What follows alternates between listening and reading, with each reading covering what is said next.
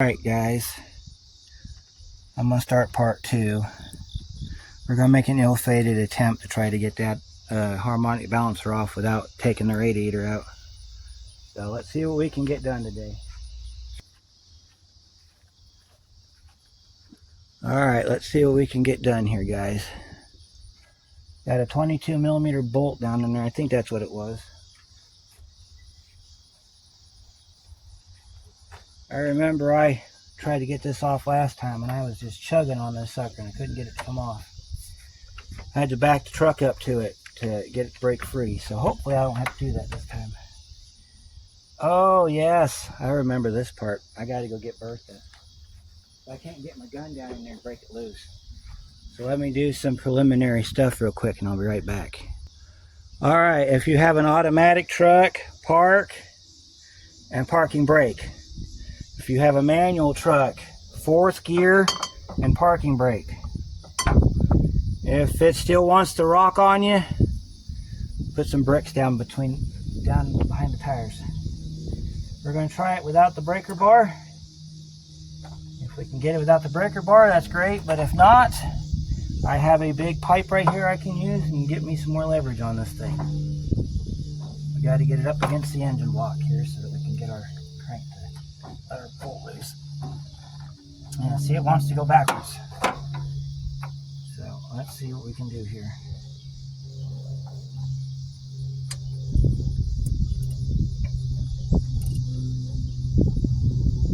And see, that's tightening it, so we gotta go the other way to loosen it. So let me put it in reverse. Well, actually, no. I'm gonna go ahead and put bricks behind the tires. The reason you want 4th gear, because that's your 1-to-1 gear. That's gonna be your most torque gear. So this should be loosening.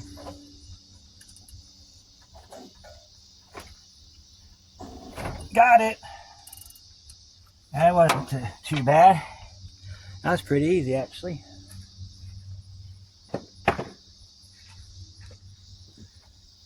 And then you reach in here like this and you unscrew your bolt. And sometimes you got to put the brick behind the wheel. That'll take care of that. And then you unscrew your bolt by hand. That way you can feel for any burrs or anything that might have came about since the last time you did the job. And that's your crank bolt right there. It's got a snout on the front that's used as an alignment piece, and then you tighten it up. Make sure your threads are nice and clean before you put this back in. Ask me how I know. Set that in our magnetic tray of bolts. Now we need to set up our puller. So get the good old-fashioned puller out here.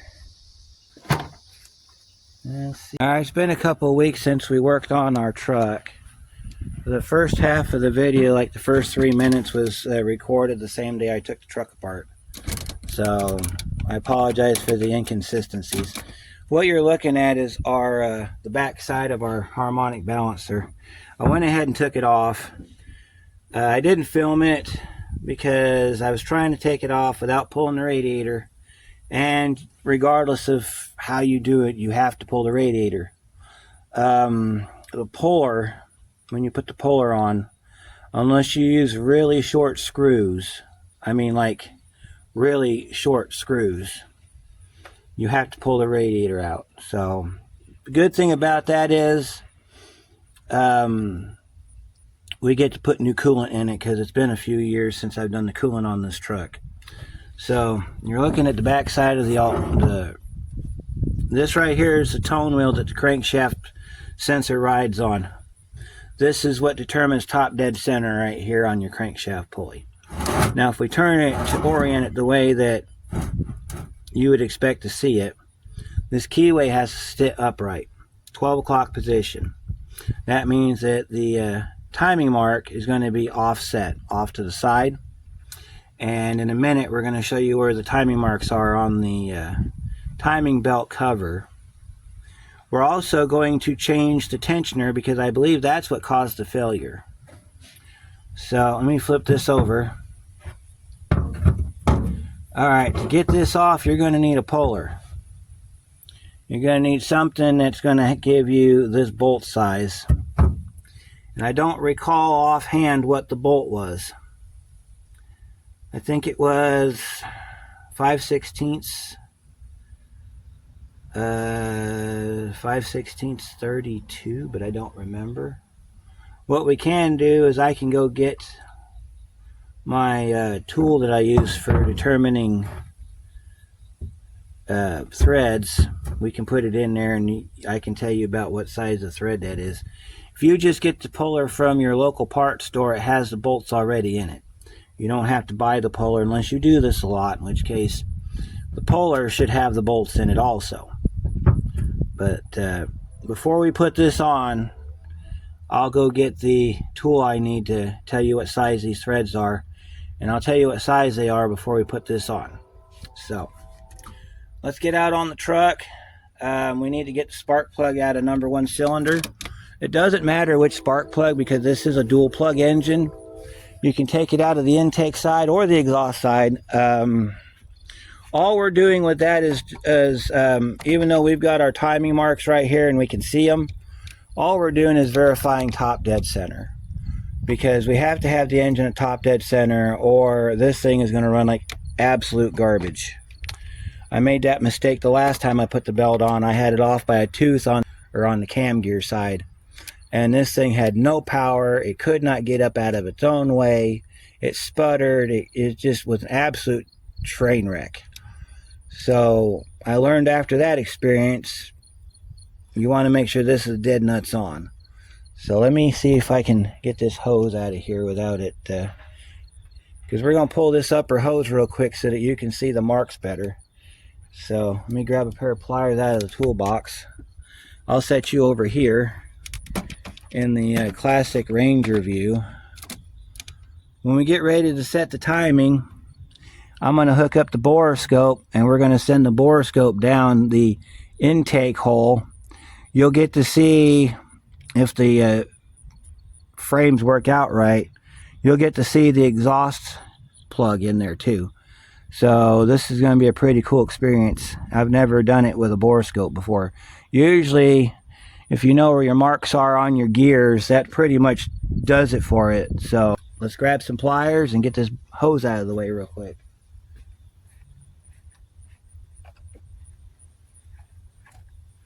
By the way, I know I talk a lot in these videos, and there's about 50-50 people that are like, you say too much, and I agree with you. I watch these videos back because I'm the one that also edits the videos, and yeah, I do talk a lot, so I'm sorry.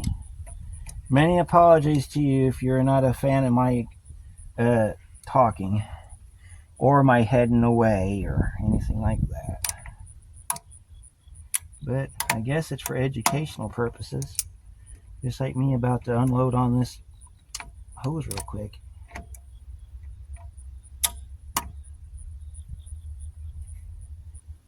See if I can get this hose off. I don't think I've ever had this hose off. This is an original Ford hose. Wiggle this up out of here real quick.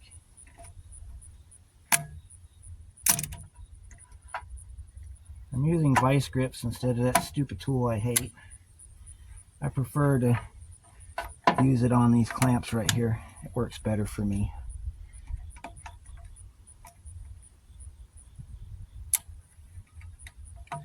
We will eventually get this up off of here, and then you just loosen it like that, and then should be able to just take this hose off. There we go.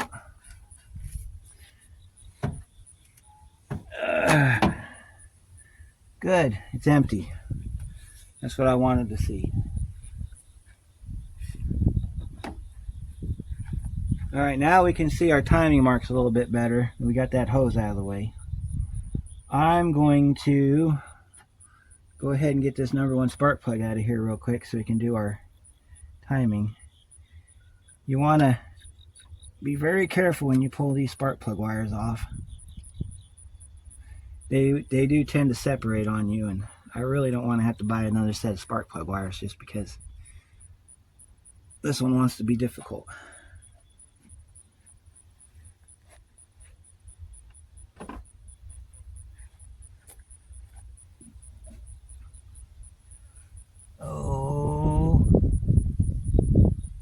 don't know if I have enough room to get a... And I could probably pull it off with a screwdriver, but... There we go. Inside still intact. That's a good thing. That's a very good thing. Set our spark plug wire over there. Pull our spark plug out. This also gives you a chance to look at your plugs to see how your plugs are doing. If you notice I don't have a battery in this part of the video, it's because I put it in the van. So I was doing some stuff with our caravan over there. And since the battery in this truck had been sitting for a little bit, I figured I'd put it in the caravan and charge it up, since the caravan's got a good alternator in it. It just has no good battery, so that's just kind of the way it goes. Alright, now we'll get down in here. Make sure you set this on straight, because if you don't, you'll split this plug in half. And then you take your ratchet off the end and you spin it out by hand. This is a magnetic spark plug socket. It's been a godsend ever since I had it. Well, it looks like she's firing all right. Or he in this case. His name's Rudy. And let's see, do we have the right spark plug? Motorcraft Platinum's AGSF 32FM. That's what it calls for. So at least I was smart last time I did spark plugs on this and put the OE plug in it. Alright, since we got you set like that, we're going to go ahead and get the camera down in there.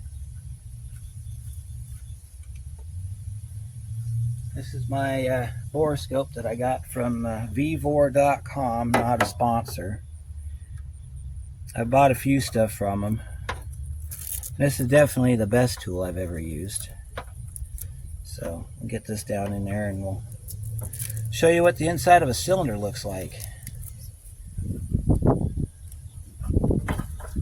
Alright, we'll feed our camera down the hole here. I'll turn the camera on here in just a second. I want to make sure I get it down in the hole all the way. Looks like we're going to have a problem. It doesn't want to fit down in the hole. Turn this machine on real quick. And we'll stick the camera.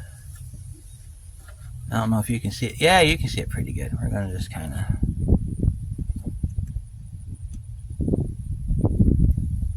You can also look at your cylinders. Looks like we're not going to get very far because we're at TDC. Alright, so let me change the camera angle here.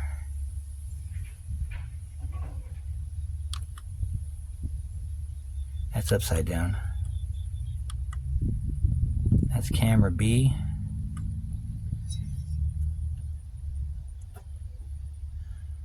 Alright, that's going to be your camshaft. That's going to be your, oh, what's that called? Alright. I can't zoom back on this. That's the only downside. You're going to see stuff that don't look right. That's our piston. You can tell because of the dirt on it. So what I'm going to do is I'm going to make sure that we're at TDC. Looks like I got to rotate that just a little bit backwards. So I'm going to see if I can find a spot to set this. So you can kind of see what we're doing.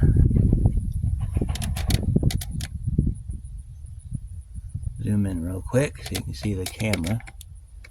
Alright, so now I'm going to turn that, and you're gonna see that piston fall. I'm going to turn it using the harmonic balance.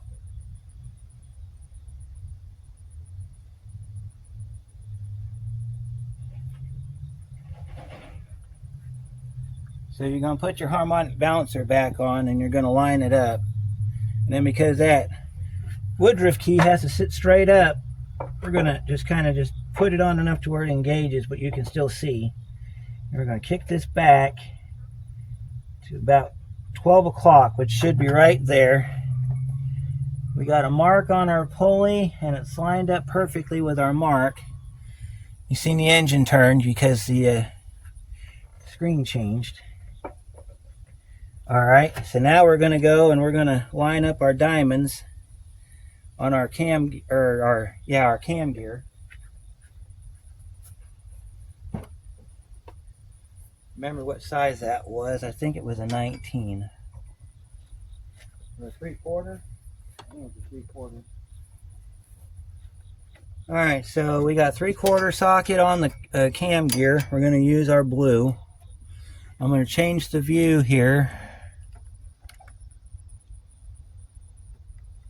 Alright, you're looking at threads.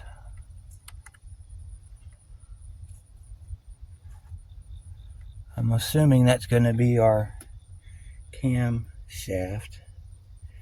We'll kind of rotate it around on its own for a second. Make sure that we've got the best view possible here. You always want to turn your engine clockwise.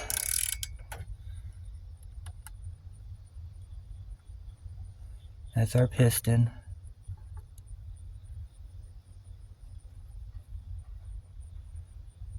Alright, that's our camshaft right there. You can't see it.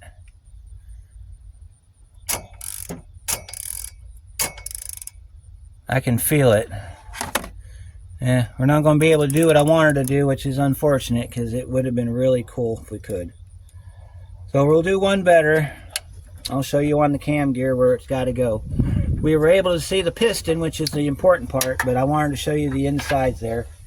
And unfortunately, you couldn't see the other spark plug either.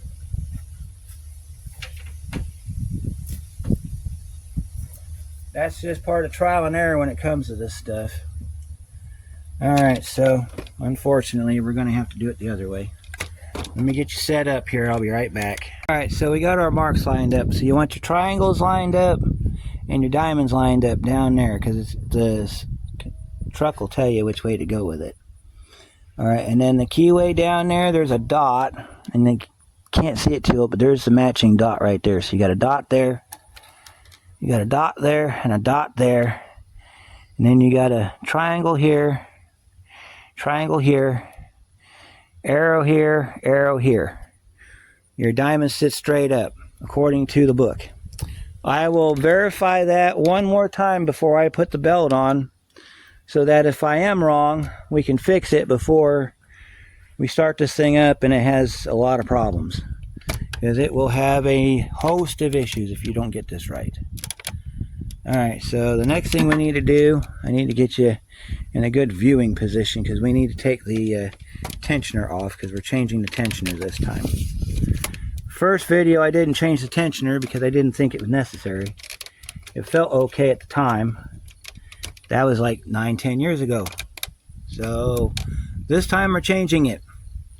Okay, so we're going to do 13 for the bolt, 17 for the spring. So let's see if we can get this done without my camera shutting off on me. We're going to loosen up the bolt first. That way we can get the tension off of the spring. Just got to go around the air conditioning line here, so we're probably going to have to go with a longer extension.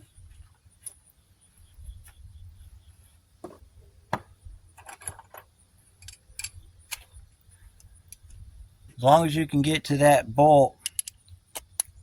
If you have a non-AC truck, a 3-inch extension will do just fine. But if you have an AC truck, this is kind of why you want to keep your radiator out. That way you can get to this bolt.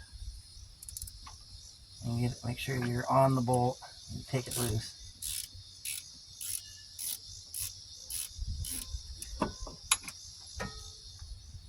And we'll take the bolt out and we'll set it to the side. We don't need to put it in. We don't need to put it back in the magnetic tray because it's going right back in when we're done here. So let's spin this out real quick. And then we'll take this off and we'll take it to the bench. We'll compare it to the new one so you can see the differences, if any exist. Now see, this had red Loctite on it. It's probably a good idea to put some sort of thread lock on this. Orange or blue would be fine. Just something to keep it from backing out, because if that backs out, it's going to take the tension off your belt. You're going to jump time. And the last thing you want to do is jump time. So, alright, so next thing we're going to do is get that bolt here loose. Like I said, this thing's under tension, so you want to pay attention to where it hooks up.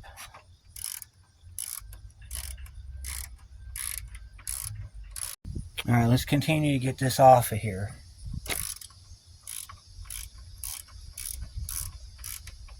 take this out. It's not that bad, really. You just got to make sure that you line that spring back up. There shouldn't be any tension on it. But then again, you never know. I took this apart on my 89 and it wasn't that bad. Of course, I had that engine completely tore down, so redid that thing 2 years back. This is what it looks like when it comes out. The spring popped, which is going to happen because you moved it off its spot. So this part here fits like that. And then that part there is going to rest underneath that dowel pin right there. Alright, so as I was saying before my camera quit again, we're going to make sure we get some sealant on here. I'm probably going to get the blue Loctite out and put some blue Loctite on there. I don't know if I have any orange left. We're going to make sure that gets sealed and that bolt that goes in the block gets, or the cam there gets sealed. This is what your original OEM Ford tensioner looks like. Now, you got to take it and you got to wiggle it like this. It's a little bit more presentable on the truck. There's a lot of play in this thing. So this, if you're getting the Gates part, that's the Gates number. If you're getting the Dayco version, the 276 is all you got to worry about. Be aware though that if you get the Dayco, which is what I wanted to put on the truck, because the belt that I had on there before was a Gates and it broke. The Dayco, you got to get it from the manufacturer, so there's going to be a freight charge on there. But you can get one from your local Advance Auto, not a sponsor. So this is what your kit comes like. Comes in a tray like this. So we're going to pull our tray open. This is another reason why you want to keep all your old parts until you're done. That way you can match them up. So we're going to match up our broken belt with our new belt. That's what our new belt looks like. It's rounded teeth. I know there's some Fords that use a square tooth. I think the 8923 runs a square tooth. That's just for engagement purposes. Comes with your dowel pin right there. Says it's made in China, so it'll probably fail in about 10,000 miles. Here's your pulley. It's a single piece pulley, not a double pulley like this one. Although I think that groove was put in there from years of driving. So it's probably a good thing that we're doing this. So what you'll do here is you'll put this bolt in this hole up here. You'll line that tab like that, and then you'll spend the better half of the day fighting that pin underneath. So a little trick that I usually do is after I get that pin in place, I'm going to try to, well, I don't know. We're going to see if we can make this work, but we got to go get some Loctite real quick. So I'm going to let this camera cool down some more. Then we'll be right back. We'll get the tensioner on the truck. We'll get it preset. There is a preset to this. Then we'll get our belt on since we're already in alignment, so we don't have to worry about the alignment. I do need to show you the other belt though, so let me go grab it real quick.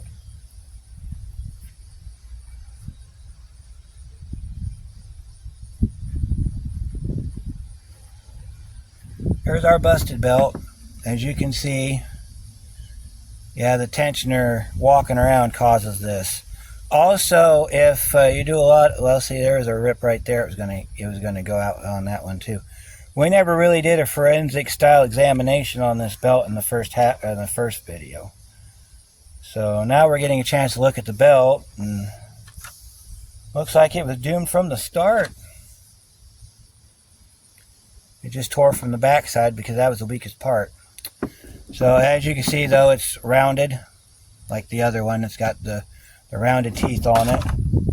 So I guess what we need to do here is flip this around. Look for any weak points. If we find any weak points, I don't see any. Also in this kit you should have a little yellow sticker that you place on the engine of the truck somewhere. Put this side facing, numbers facing out. I'll show you here in a minute. We're going to set this at TDC. So when we put the belt on, we're going to have this sticking straight up. That way it lines up with the diamond on top of the cam gear. Don't have to do that, but I'm going to because that's how I want to do it. So let me go grab some Loctite and we'll get this stuff put back on and get this truck back together. Alright, I found both my blue Loctite and my orange. We're going to use orange though because we want to be able to take this off again when this belt breaks. So if you look at your bolt that goes in the slide down here, you're going to notice that it's got some teeth on it. This is a special bolt. If for any reason this bolt has to be replaced, you can get the bolt itself, but you got to make sure that you have a lock washer, because what this does is this grabs into the cam area, cylinder head, that's it, cylinder head, and it keeps that bolt from walking. But we're going to apply some orange Loctite to it just for added reassurance in the event that if we do have a problem with it, we can be able to fix it. The good thing is with this being high strength removable, that makes it to where if we need to in the future, we can pull that off. You only put a little bit on there. So this is why it's critical that you get this thing dead nuts on. By the way, this stuff will not set up until it's been torqued. So if you're worried about it sealing up right away, that's not an issue. It seals up under torque. I think it's called anaerobic, but I'm not real sure. So we got a little bit on there, just a fine little bit. So now we're going to go back over to the truck. And if my camera doesn't die, you'll get to see how this goes back on. This spring, by the way, goes on only one way. So if it's not right the way that you put it on, flip it over. See, like that. Just roll it over like that. And then that sits down in there like that. And then this will sit underneath that pin. So we'll get to that here in just a second. So let me get you in position. We'll get this back on. Then we'll get the belt installed and we'll get it back together. Alright, let's go ahead and get this thing put back on. So this socket, look, this bolt goes in the top hole because you see there's two holes right there. Get this one started. And then as you crank it down, you'll work towards getting that pin underneath the dowel there. Don't take the dowel pin out for any reason. There's no reason for it.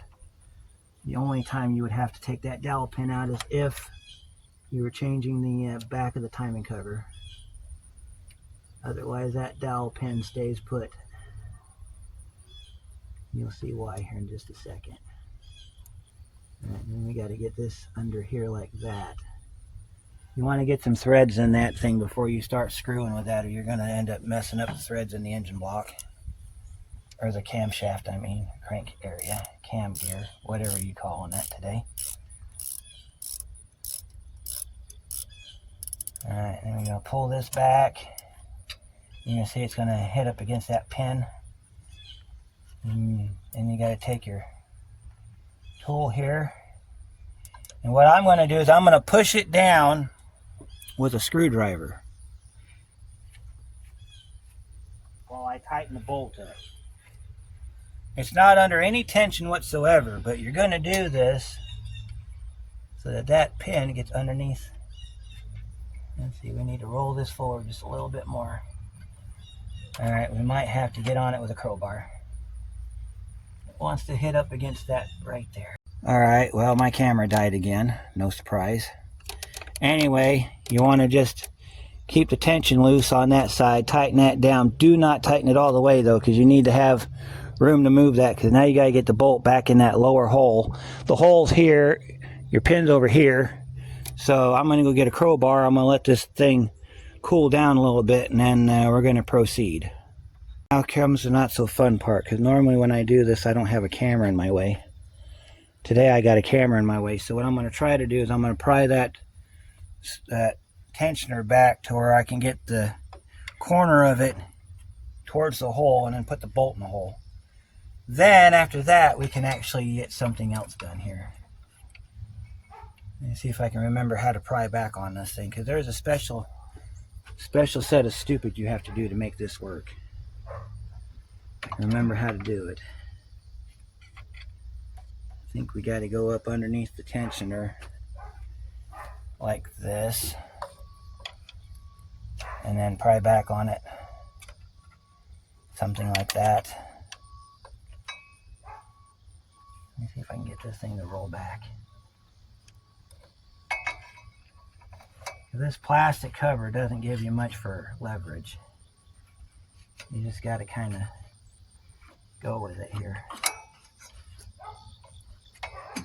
Now some people will say that you should put the bolt in when you got the other one before you tension the spring, but if you do that, you won't be able to tension the spring. So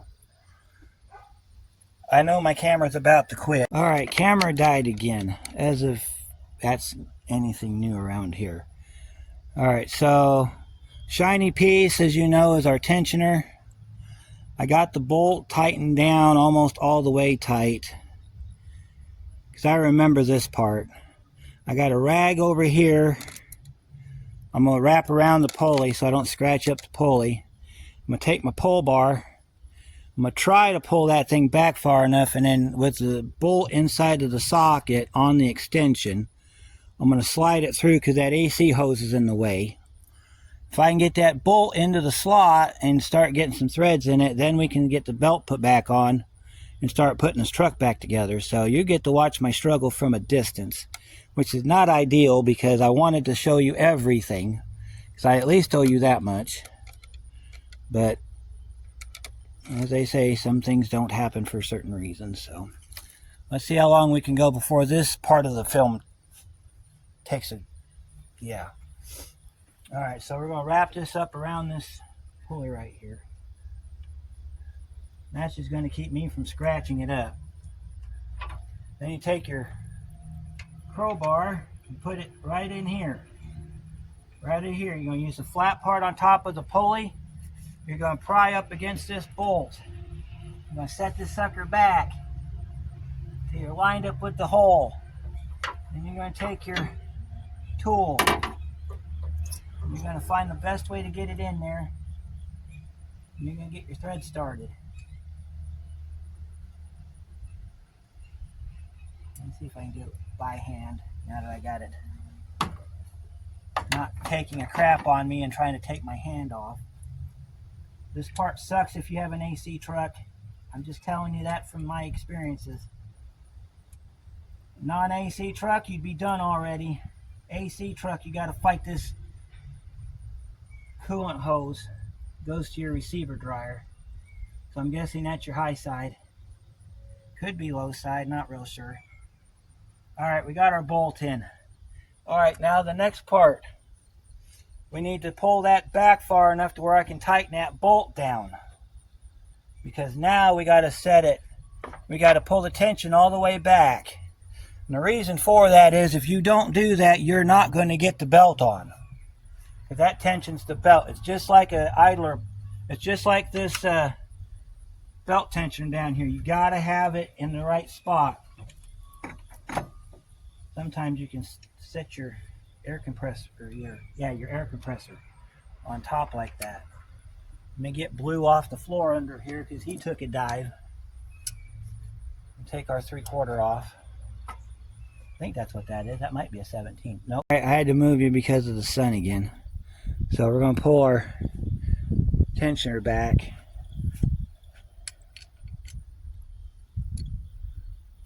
And we're going to tighten that bolt up first. We're going to get the bolt down. All right, so I got a bolt in the hole. I got it tightened down. Tighten it till you just feel it tighten up. That's the key here. You're going to have to do this with both hands. You're going to have to pull with one hand on the bar, second hand on the ratchet. Pull that back all the way to the end there where that end of that travel is. Tighten that bottom bolt down. That's going to be your locking bolt. When you get that done, verify your timing marks one more time. Make sure everything's lined up. Put your belt on. We're going to try to do it. If the camera quits, I apologize. I want to just get this truck done. It's taking a lot longer than it should because I have to keep Alright, let's try this again.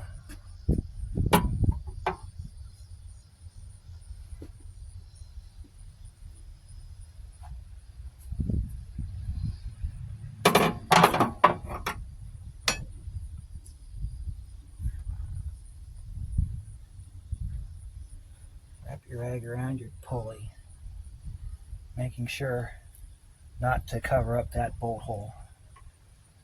Take your bar. Okay, so I got the tensioner set up. Pro tip, don't put the rag on the pulley, put it on the bar. It works better that way. So now we're ready to put our belt on. So we're gonna check our timing marks, make sure that they're still lined up from us screwing around with this thing. You can tell I'm a little bit irritated because this camera keeps dying on me. So I'm not too pleased with the results of the video today. But as long as some of what I was saying, as long as some of what I've said makes sense, we'll be okay. We're checking our timing marks one more time. Triangle and triangle, we don't have to move. Alright, so let's figure out where we're at. I had a slight meltdown, I apologize.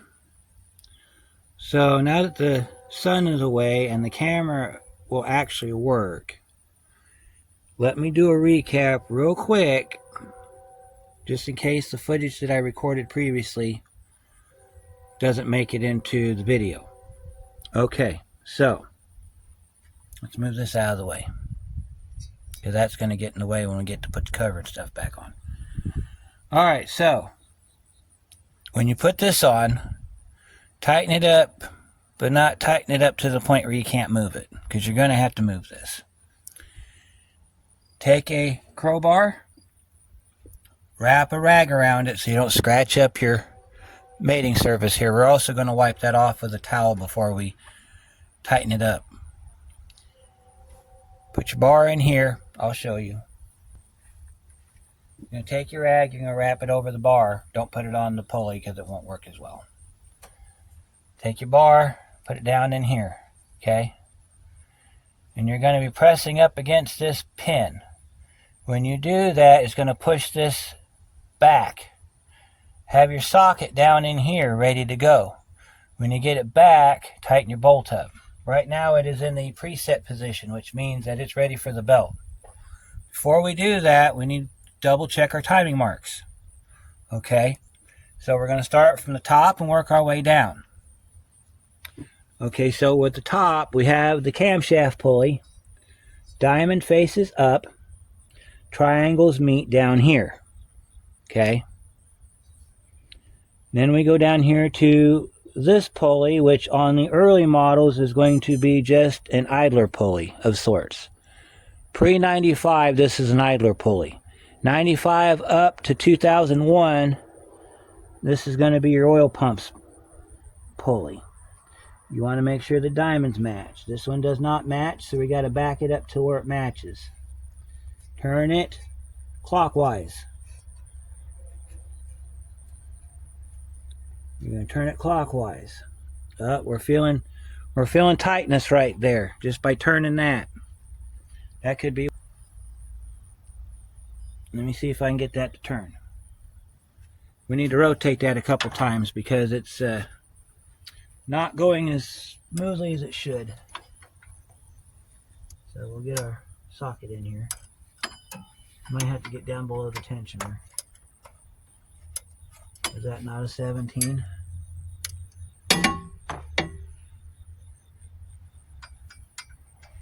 It is a 17. We need to move our parts out of the way here so we can get to our bolt. We're just going to take this and we're just going to rotate it. We want to rotate this until we can feel it loose. Until we can feel it loosened. Alright, we're going to rotate this around a couple times. You're going to see a triangle. You're going to see a diamond. You want your diamond lined up.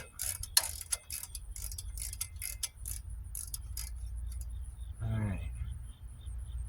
There. We've rotated our oil pump sprocket. Now we can go down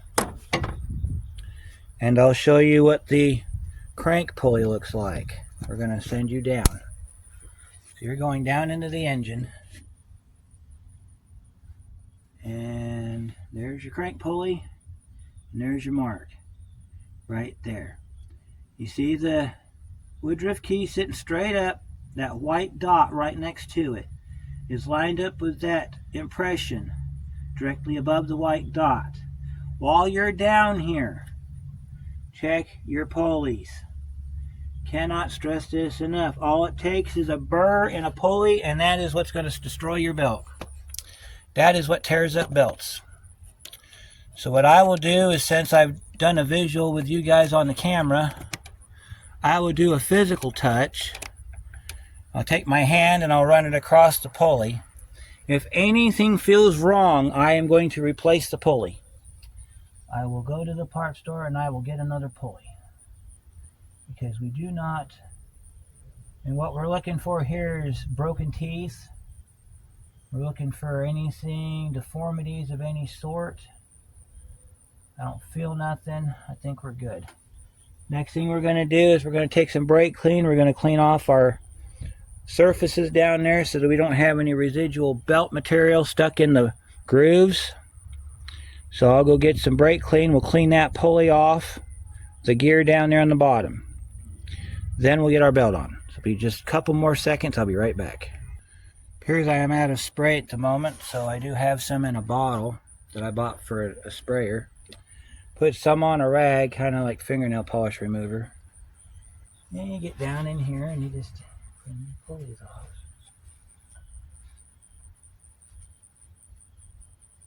Make sure you get all the debris out of there. If you have an air hose nearby, you can attempt to blow this off, but I don't think you're going to. See, we got a bunch of crap off of it. Not belt. Check your pulleys. Don't check your belts. We're putting the belts on. Today's been a bad day for me. I apologize, everybody. We all have them. Alright, so we're ready for our belt here. Let me show you how this goes on. Since our other belt was broke off, you didn't get to see it come off. Normally we wouldn't be doing this if it was on there, but anyway. Let's get our gates on there.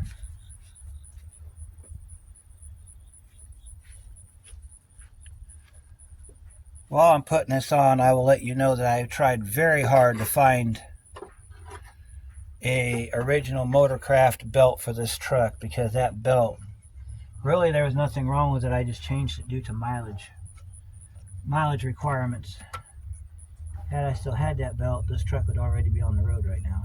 I would have ran that belt till it broke. So fortunately I don't have the belt no more, so it is what it is. You're going to take your belt and you're going to slide it up on your pulleys here. Make sure that your belt sits on all the pulleys and not just some of them. If you want to do the extra step and blow out all of this dirt and crap in here, you can. Nothing wrong with doing a little bit of housekeeping. Make sure that your belt sits nice and firmly on your crankshaft pulley. Make sure that it sits nice and firmly on your camshaft pulley. Make sure that you don't accidentally knock it out of time. I've done that before on this truck. That's why it was a tooth off last time, because I knocked it out of time. Make sure all your pulleys are lined up. You also want to, because it's going to happen. I don't know if you can see down there. Let me zoom in a little bit. Well, you can't really see it, but down there on the bottom pulley, it likes to sit in between the teeth. So what you have to do is you have to tug on one side and then shove it over. And then you're going to get it on the pulley for the camshaft. You're going to have to tug, is what I'm getting at here. You're going to have to tug. See, when you get it on like that, check your alignment before you slide it all the way on. You'll slide it all the way on. You can leave it at the edge of the teeth, but I usually like to push it in a little bit more. That way it grabs, because the belt will self-adjust. As the truck is running, the belt will self-adjust. it'll find its groove, basically. All right, your belt's on. This engine's gone live. Next step is we need to take our 17, we need to loosen that up, take our 13, loosen that up, and then we need to see that sucker pop out. We need to make sure that we have no slack in our belt, because see, right now we got all the slack in the world, see? We need to get rid of that slack. So I'm going to zoom back a little bit here so you can see everything. I'm going to take that, let's see, I got my 17 on here right now. We're going to go ahead and take it on this part here and loosen this up. All right, that's already loose. No need to go any further. All right, now we're going to take our 13. I'm going to see if I can get this on a shorter extension just for convenience.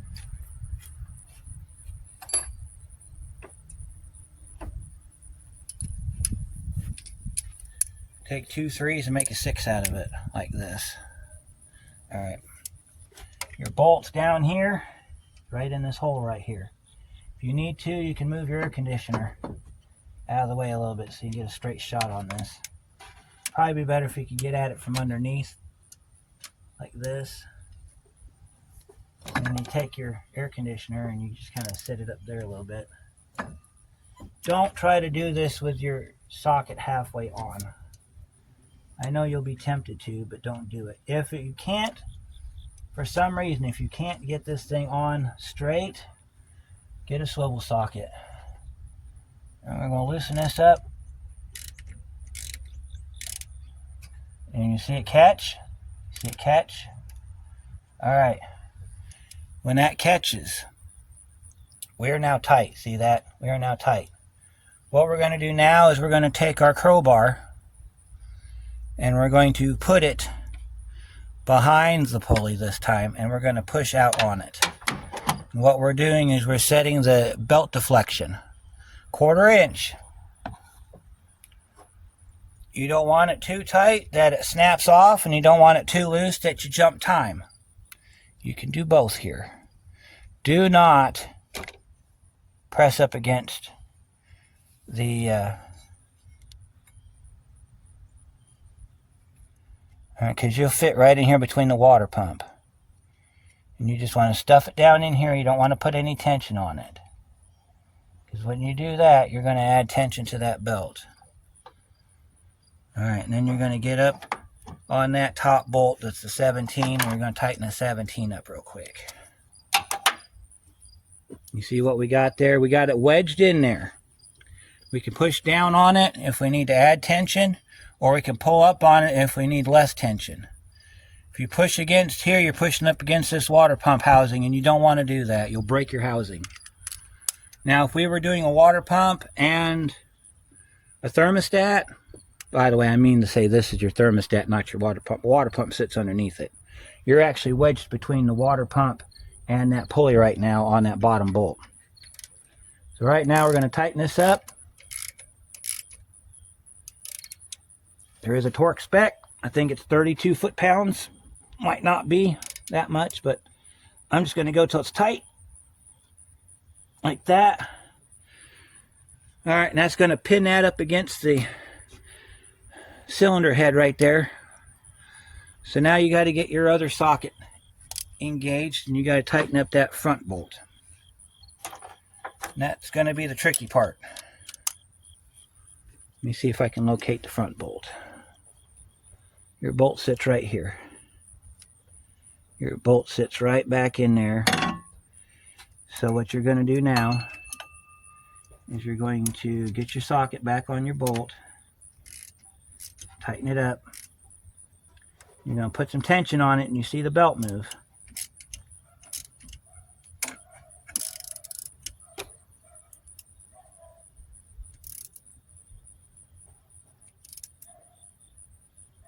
All right, and then that's tight enough to where we can get to it this way. So we're going to pull this out now.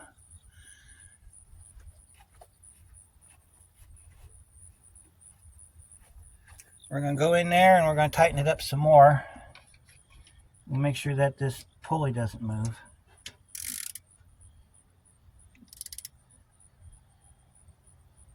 Alright, that's good enough. There's a torque spec. I don't remember what it was. I didn't bother to look. Now, if you wanted to, if you had a borescope, you could put it down that cylinder hole right there, because you got to rotate this 2 full rotations. So what that means is that if we're going off we got landmarks here, basically. We're going off of landmarks. So let's say this is our landmark, okay? So that diamond has to come around 2 times for it to be 1 revolution. So what we're going to do is we're going to rotate this four times using the crank pulley. Actually, what I'm going to do is I'm going to put the bolt back in it. So we're going to go down here. I'm going to put our bolt back in. We're going to rotate this engine over 4 times. If I can get the bolt to grab thread.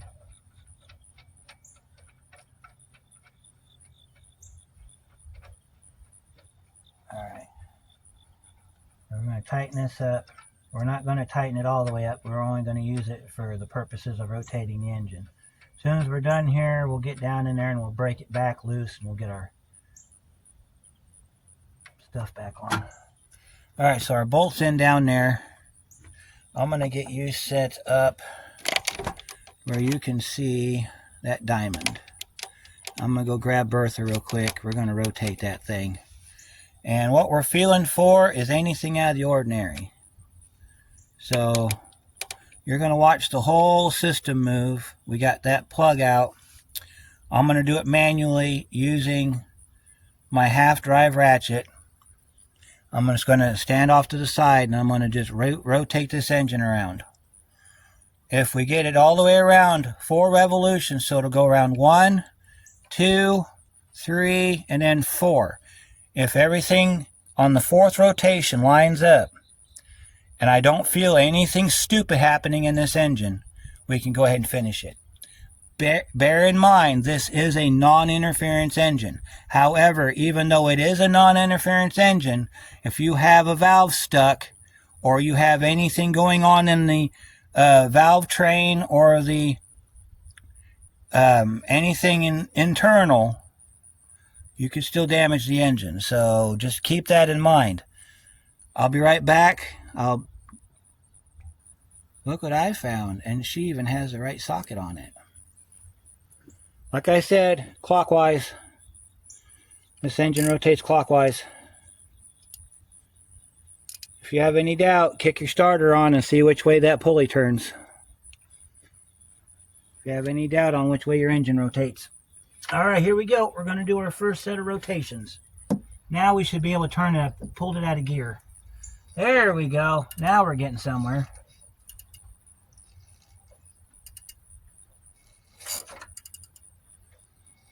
And we're just watching our engine.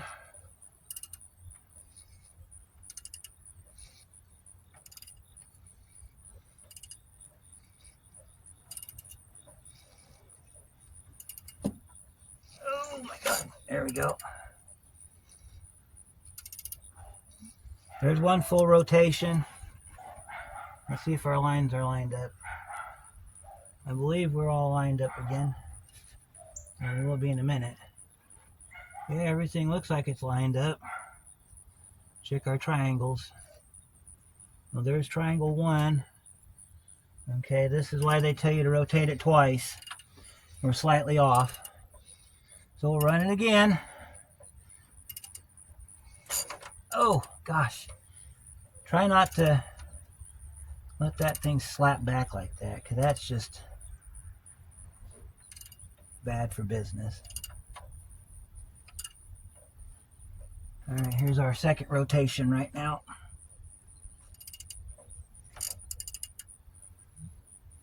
I can hear yep, you can hear the cylinder pump up. Alright, let's see where we're at. Alright, so looks like, let's get our crank lined up. Alright, crank's lined up. Now we're off a tooth on the cam, but our oil pump's good.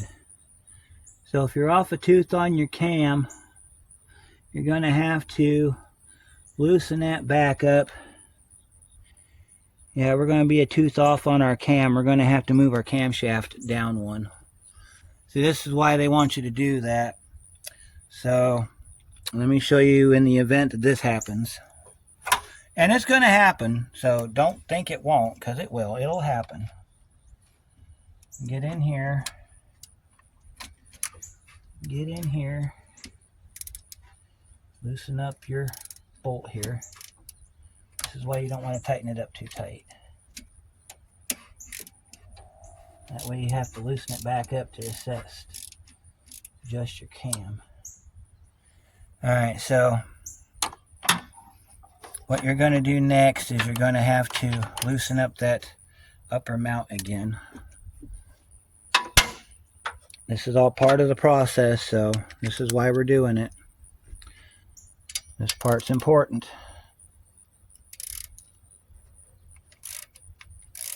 Loosen that up enough to where you can move the belt. We need to pull the belt back and you tighten it back up. So this is how you go about doing that. Now, if you were doing a belt change, this method applies to a belt change. If you were doing a belt change, this is how you would do it. Wrap your pulley around, just like that, and you pull back. And then when you get it pulled back, of course, you should be prepared to do this. Don't do like I'm doing and not be prepared, because not being prepared is bad.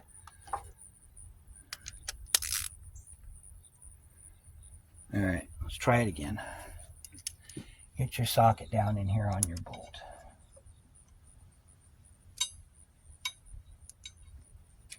You're going to put your bolt, your socket down on your bolt. Make sure you're turning it in the right direction, and you're going to get your bar with your rag on it. Because you don't want to put this together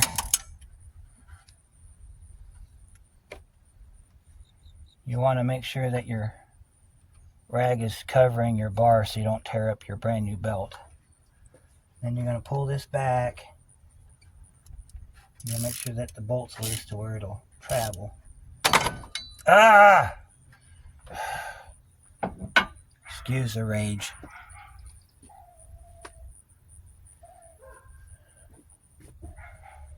Alright. Wrap your rag back around that you dropped off your bolt or your pulley. It's hard to get locked on, but when you do, it actually works really well. That one bar that I had a little while back in the video, probably ought to go back and get that one, because that one did a better job of this. But you get the general idea of what we're doing here. So let me go get that and I'll be right back. Alright. Wrap our other bar up with our rag. Again, you're doing this so you don't damage your belt and you don't damage your pulley. The reason this bar works better is because it can get down inside that groove right there. You pry back on it, you can get that pulley to shift back if you're lucky enough to succeed. There we go.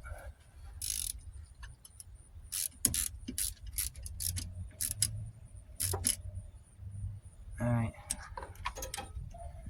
There we go. We got the tension off our belt, I do believe. Yep, we do. We're tensioned off. You want to keep an eye on that little slide down there as you're doing this. Alright, so we can pull our belt back. So we'll go ahead and we'll take our belt off. Sometimes you need a flat screwdriver to get down in behind there and just push that back.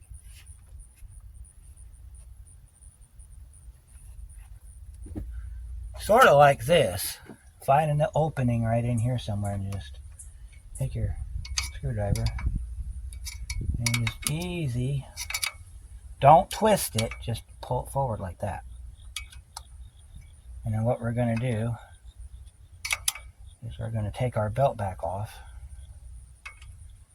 I had to do this last time too because I didn't catch it. And I was wondering why the truck was running like crap. It wouldn't misfire, so don't think you're going to get a misfire, but you could. Because the computer's trying to set timing. And the computer can't set timing if one of the pulleys is screwed up.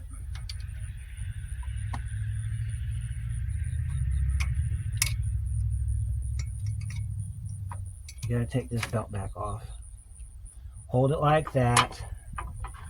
Find your timing mark. We were off by a tooth. So what you're gonna do now, take your belt and just kind of set it to the side like that. Then find your socket that you were using to turn your camshaft. Yep. And you're going to move it one tooth. We're going to turn our socket one tooth. So you're going to be looking down here. And you're going to watch those diamonds or those triangles line up. Alright, there's your one tooth. Well, actually I think it's off. So now we got to back it up.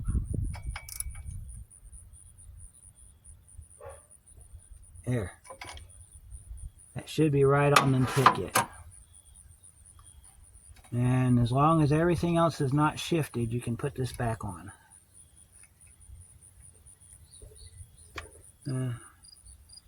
Yeah, that should be right. And then we need to get your belt back on. Don't force this one on. Kind of do a little bit of a half and half here where you can get the back half of it on and then put the back half back on your pulleys. If you need to push that back further, you can. I don't think I got enough on it and it was a little bit difficult coming off. So let me take my belt back. I'll get my pry bar back in there and we'll loosen that bolt back up and we'll try to push that back some more. You want that as far back as you can get it.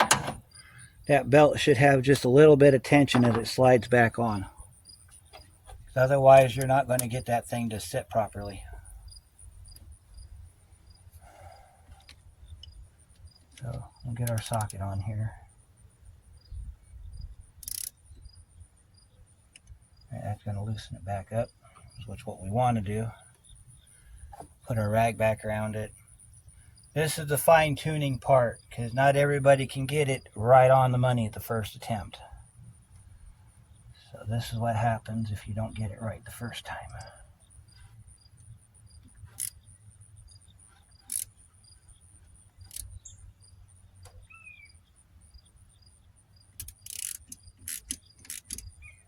That should be far enough back. Should be far enough back. This thing's a huge pain in the butt. Remember, make sure your lines are still lined up. Don't screw up your timing. And we're gonna set our belt right in the grooves like that. And we should be able to put our belt back over our tensioner. Maybe.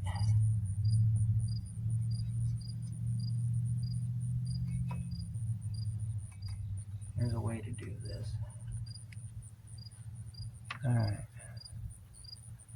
Make sure we're all the way up on our cam gear, or crank gear.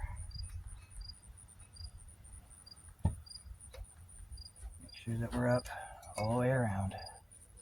She'll slide up on there just like this. That's how you know you got it right. You got to take all the tension. You got to take all the slack out of it. You got to get all the slack out of your belt when you put this on. And then you just push it back on far enough that it doesn't pop off. Alright. Check your timing marks one more time before you let the tensioner go. Alright, looks like we're good. Now sometimes when this belt retracts back, and I think that's what happened last time with me, is it will throw your marks off. So to counter that, this is how we're going to counter that. I'm going to put a breaker bar with my socket on it up here on the cam gear. Then I'm going to let that tensioner loose. When that happens, that cam gear is going to stay put because I'm going to be holding it. That means that one of these other two have to move. Crank gear ain't going nowhere. It's under engine tension. So the water pump ain't going to move because it requires movement off of the rest of them for it to move. So if it goes the way I hope it does, we won't lose our mark. So let's see if that works.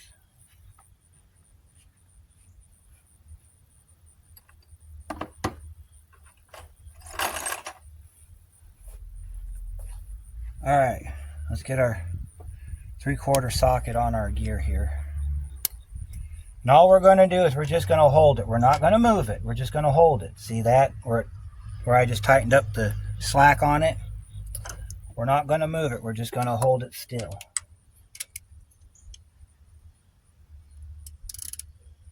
All right, we're going to hold it still as we take our tensioner loose. See how it's popping back?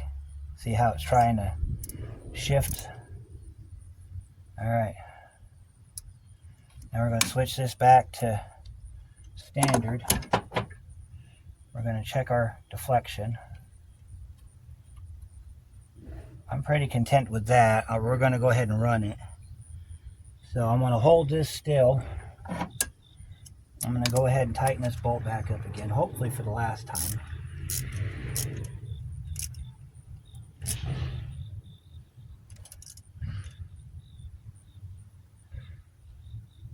All right, let's tighten back up.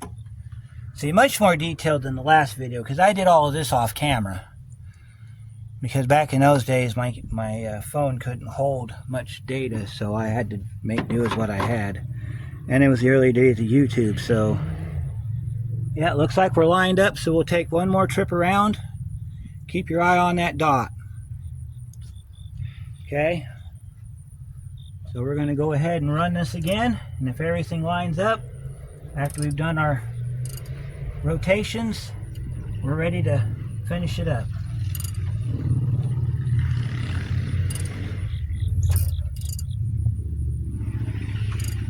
Because we don't have the radiator in, we can get the bolt loose with the impact gun, so don't worry about that.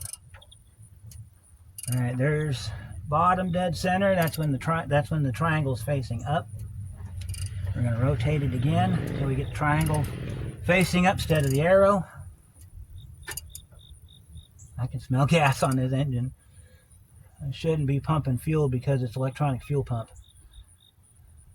So, all right, there's our diamond.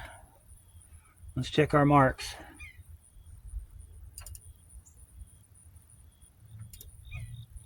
All right, oil pumps are at mark. Let's see. Let's check our mark down here. By the way, the mark you're looking for on the crank is this little notch right here. This little white dot has to be lined up with that notch. And that's usually it right there. Yeah, we're slightly off, but we're going to run it. We're going to run it. If there's ever such a thing as half a tooth, that's enough right there. The computer can adjust for timing. So we're going to go ahead and put our socket back on our ratchet. We're going to tighten that tensioner up right there in the center. We're going to run it.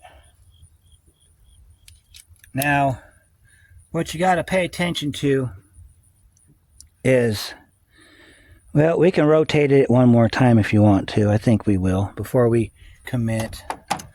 Let's do it one more time to make sure we got it before we commit. I realize this part's taking forever, but you need to get this right. You get one shot. If you don't get it right the first time, you're not going to get it right ever. Well, that's not true because I've gotten it right several times. All right, we'll rotate it one more time. We'll set our key away at 12 o'clock. We'll check our mark against our cover.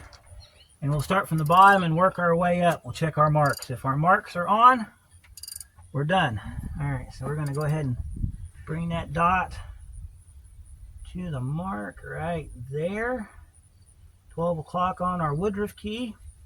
Check our water pump, or not water pump, oil pump. There's your triangle. There's your mark. They're in perfect alignment. We're in perfect alignment on our triangle. We're good to go. We can call this good to go. So we're going to tighten up that spring. Then I'm going to put this socket on the end of that impact, and we're going to break that bolt loose so we can start getting our cover back on. So let's do that real quick. Let's go ahead and tighten this up.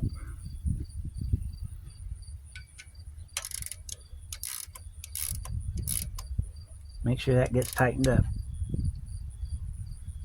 Alright. Alright. So let's see. Now we got to get that bolt loose. So let me get my impact.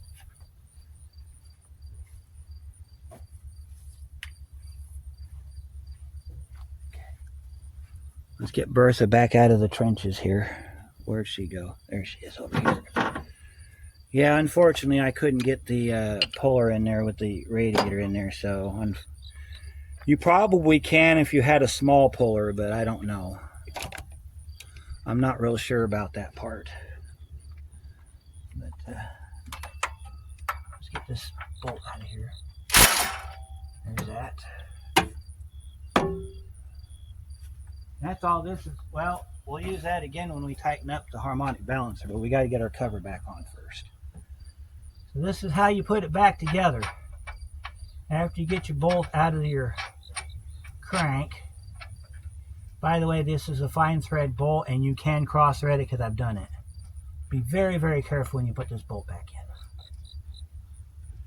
Try not to use the bolt to suck the harmonic balancer back onto the crank, because that's how you end up cross threading.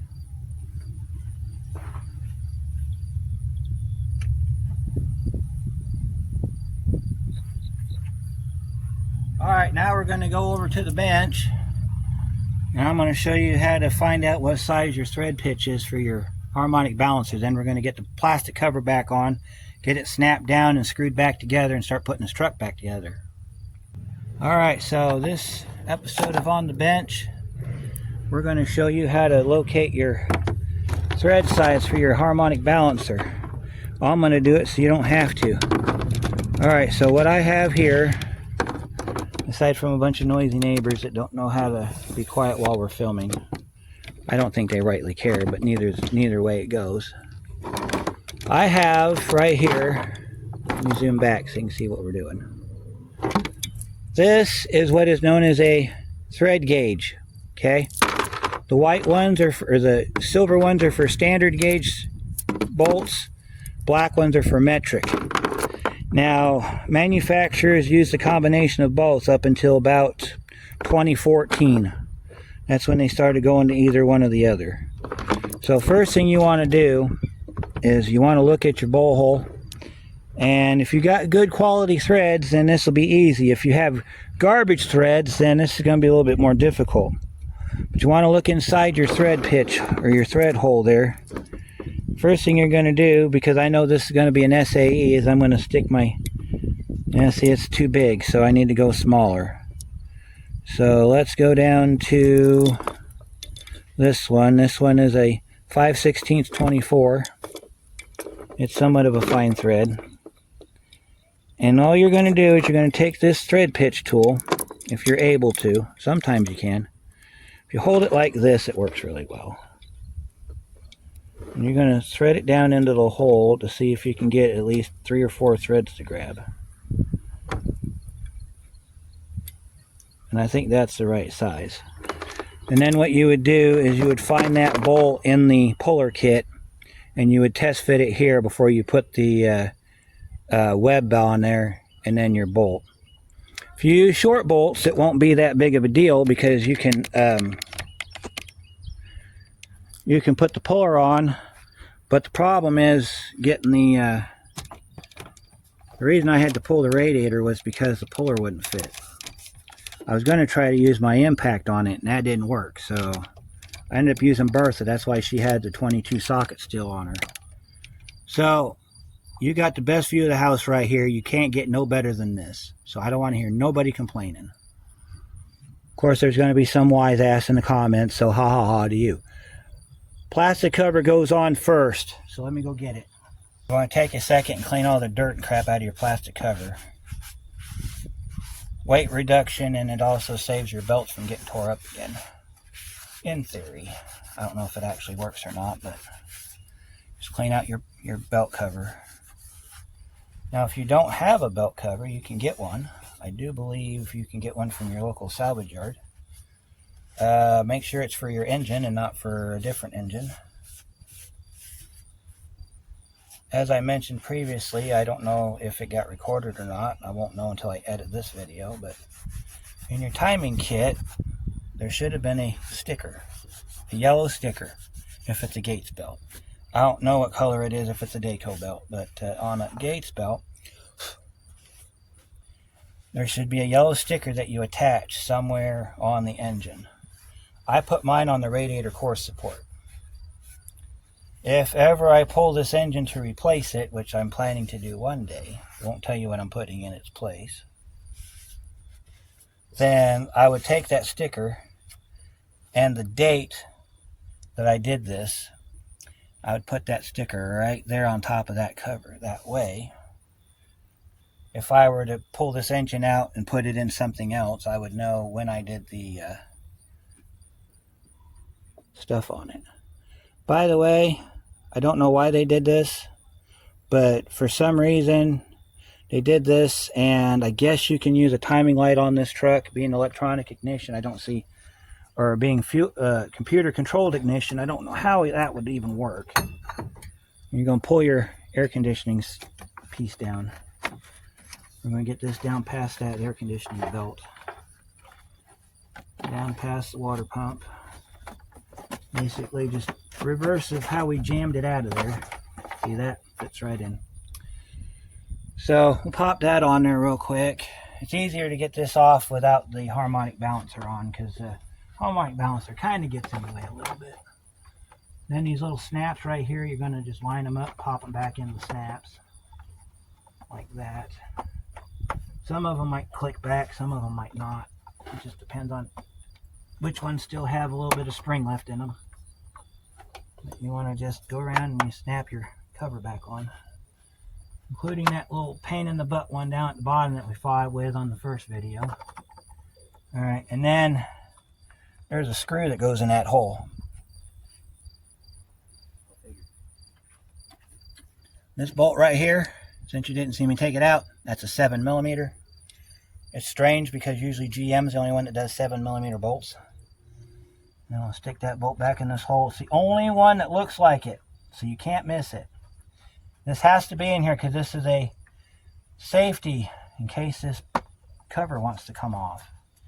It's also shouldered, so you gotta, when you get it ready to tighten up, you gotta move the cover slightly so that the shoulder gets inserted into the cover. And that's the only bolt you have for the cover. So next step we're going to do is we're going to go ahead and get the harmonic balancer installed. So I'm going to get you back over on the side. So we're going to get you in the side position so I can get the harmonic balancer on. Then I'm going to move you back over to the front of the truck where you can see me put the accessories back on. So let's get you moved. Alright, and we're going to get our harmonic balancer installed next. There is a mark right here. That mark right there should line up to the TDC mark on the cover. Doesn't have to though, because we're lining it up off of that right there. So set this down here like this. Make sure it's all lined up great and snugly. And you just slide it on just as far as you can take it by hand. And it actually does line up on the TC mark, so that's top center. You want to take it and you want to rock it back and forth as much as you can. You can smack this on with a wood block and a hammer if you've got room, but what I usually do is I'll get it down to about, right about to where the gap disappears down here, because you'll have a gap. When that gap disappears and that gear is up where the sensor can see it, then I'll go ahead and I'll take my bolt. I'll put my bolt back down in here like this, and I'll run that down until I can't turn it no more by hand, and then I'll tighten it up with the impact. That way it's about as torqued as it's going to get. And then we can go ahead and start putting our accessories back on. Alright, so that's as far as it goes. Make sure your gun's on nuclear if you got an impact like this. get it in there, get it on the bolt, and just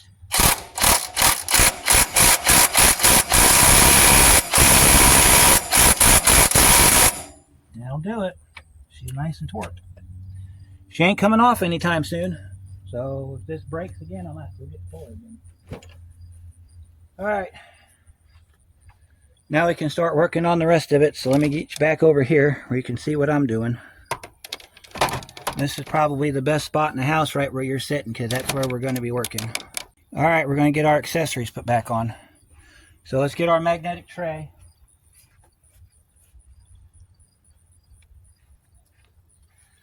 Let's see, if I remember right, we needed a 13 and a 10. We got to put our bracket back up. That's going to require the use of this. You're going to have this bolt that goes back in. This right here holds a wiring harness. If you want to, for added convenience, you can take, I think this was a 10. Let me hang on. Alright, we're going to need to get our 13 socket. What you can do, let me go get a wrench and I'll show you. I'll be right back. Alright, so when I took this bolt out, it came out just like that. Okay, so if you want the added convenience of not having to deal with that hook right there, we'll get a 13 socket, or we'll get a 13 wrench on the bolt head like that. See that? And then we're going to use our socket. We're going to take that apart. And then what you're going to have to do, if you want to put this back together again, you're going to have to do a deep socket for this.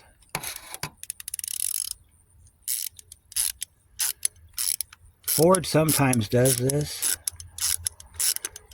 It's just how the threads work out on the bolt. You can just take the nut back off like that, and then we'll set the nut somewhere where I'll lose it in 20 minutes, and then, you know, we'll get on with our day. Alright, and then you can take your hook off like that. Now you just have this stud right here. You need the stud. This stud's seen better days. You can see how it's been kind of chewed up a little bit over the years. So now we got to get this back in here. So the best way I've found to do this is to try to get the AC compressor out of the way. If you can move your lines and not have this thing collapse around you, you can use the power steering pump and you can pick this back up into position. You got a bowl hole sitting right here that this has to go into. So what I'm going to do is I'm going to find a method to hang that so I can get this lined back up, because otherwise you won't get it lined up and you will fight this thing all day long. Another thing you can do is in your long bolts, you've got, well, let's see, how many long bolts do I have? 1, 2, 3, 4, 5, 6, 7. 4 of those are for this, and then the other 3 are for that. Alright, let me come up with a solution for this real quick. I'll be right back. Alright, so what I'm about to do is similar to the routine I did in the first video, except this time we're going to use a ratchet strap. You want to tie your ratchet strap like this, and then you're going to take the other part of it and you're going to hook it to the hood grab where your hood release is.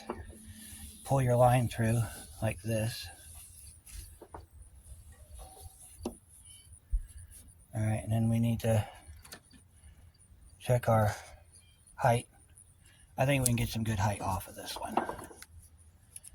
Then we'll pull our ratchet strap back. And we're going to have to pull our ratchet strap back. Give me just a second here. We're having some technical difficulties.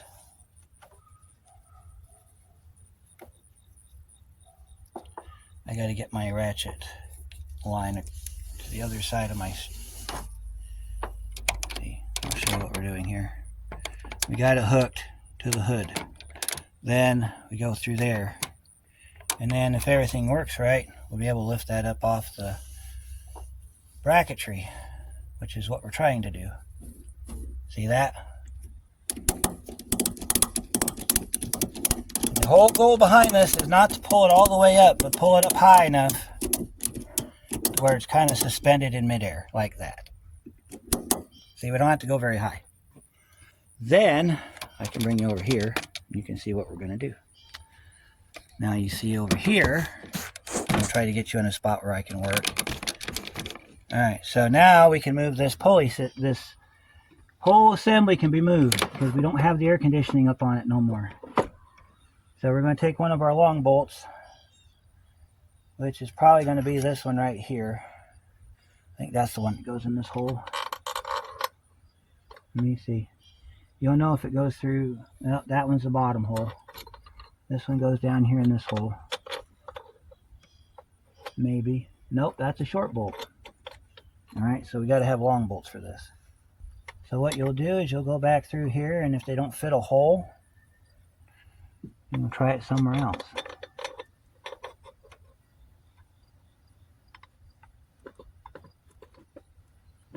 Nope, that wasn't the right bolt, so I'm assuming in true proper fashion that this long bolt right here goes in this hole down here. It does. Alright, so then we're going to set it up. That's one of the reasons Ford puts snouts on their bolts. They're kind of like an alignment tool. Alright, so now we're going to take our 13 socket and we're going to zoom that in there. I do recall those were 13 millimeter.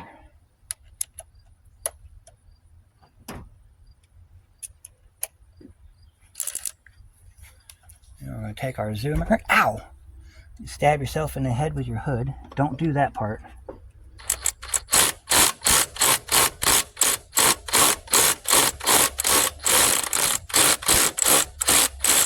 Alright, now don't go any further than that. Because the next step is you're going to have to get that other smaller bolt in that we were messing with. This one goes in this hole down here. There's a wiring harness that fits in it. Nope, that one don't fit in that hole. Alright. Has to go in that hole because the other hole is way in the bottom, and that's a really long bolt.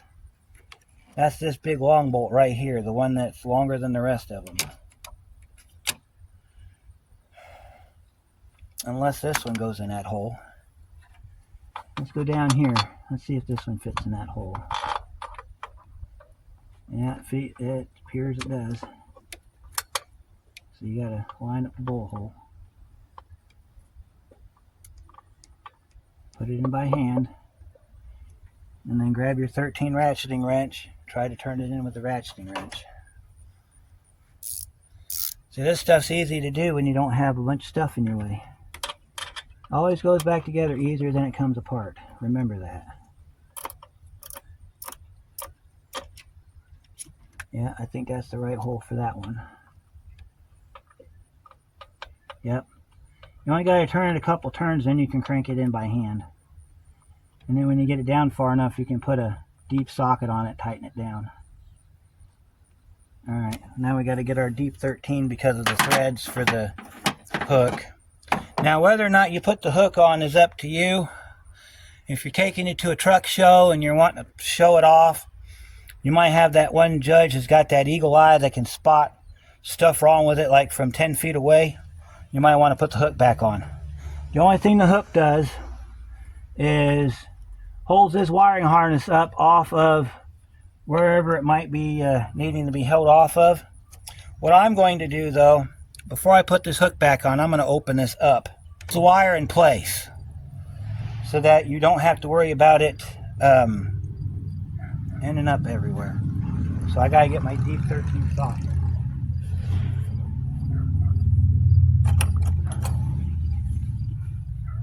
And then we're going to put that on the end of blue, because we can get blue down in there. Make sure we can get down in there. Can you see okay? Yeah, you see exactly where I'm at. Okay, good. I am so proud of myself today. This bad day is turning out to be fairly good after all, as long as we don't have any screw-ups when it comes to the starting.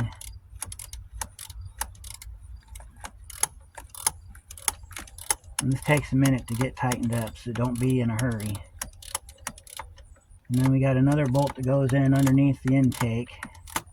And then we got to tighten up the bolt that's behind the air conditioning. So don't tighten that one up yet, because you got to get the other bolt in. I think that's this one. This is your other bolt. It goes down in this hole down here. Alright, so let's make this a little bit easier for us here. Let's figure out what we got for our bolts. Alright, that's an air conditioning bolt. We can tell that because it can go right in this hole right here. So those are AC bolts. We can put those in the AC. Put those in the AC compressor. Get those out of play, as it were. We got 4 of those. Alright, we got 4 of those. Alright, we got a 10 mil bolt that goes down in here. It holds this whole thing together. I think that's what this bolt is. Yep, that's the 10 mil bolt. Alright. You see, that bolt fits. It also turns. That's our 10 mil bolt. That's the oddball bolt. Let me get my 10 mil on my ratchet and we'll zoom that in. I don't know why they put that bolt there, but I remember when I took this apart that the whole thing came apart when I took that loose. Alright, so we got to put this bolt in down here. This one's one of the easier ones to get. Alright, we won't tighten that one up yet either because we got to get the other bolts established. Alright, so then this bolt, where does that bolt go? Let's see if we can figure out where that bolt goes. We got to keep in mind we still got to put our spark plug back in too. Alright, there was that lower bolt. Oh, nope, I found it. It's behind the power steering pump. I think this bolt goes in behind the power steering pump. Yep, there it goes. It's right back here behind the power steering pump. You can't see it because it's out of view, but it's back here. I got to get that bolt back in. Don't know why they put one there, but they did. Alright, let me see if we can move this around a little bit. It doesn't feel like it wants to go in.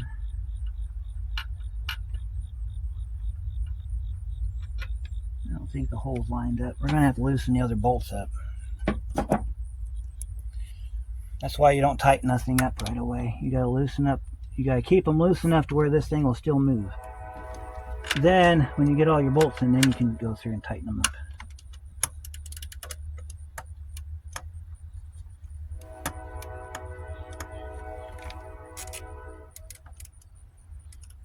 Alright.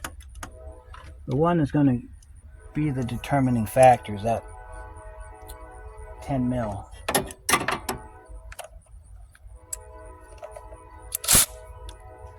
That's going to be our determining factor right there. See? You loosen that up and then the whole thing moves. So now we can get our bolt in the hole. Now we can locate the hole and put the bolt back in it. Yep, I heard it click and it's threading. If you heard that audible click, comment down below. Give the timestamp so I know to look for it. Alright, so that's a 13. I'm going to see if I can make my life a little easier and try to hit it with the electric ratchet. This is one of them pain in the butt bolts. Oh, I'm gonna need my swivel. So let me go get my 13 swivel. I'll be right back. All right, let's continue on. Got my swivel on here. We're gonna send this down like this. I'm gonna turn on our light bulb so we can see. We catch it on that bolt right there, and we'll spin that bolt in. We can go ahead and tighten this one up. So I'll come back down here with blue, and I'll get that one tightened up. So we're going to go ahead and put our other long bolt. That one goes down here in this hole, where it was to begin with. And since everything else is lined up, that one should line up too. We're just going to leave our swivel on here for the moment. We're just going to... Oh, it don't want to... Not lined up yet. That means we got to loosen up that bolt we just put in. Move that around to where I can hear that one click. When I hear that one click, then that one will be ready to go in.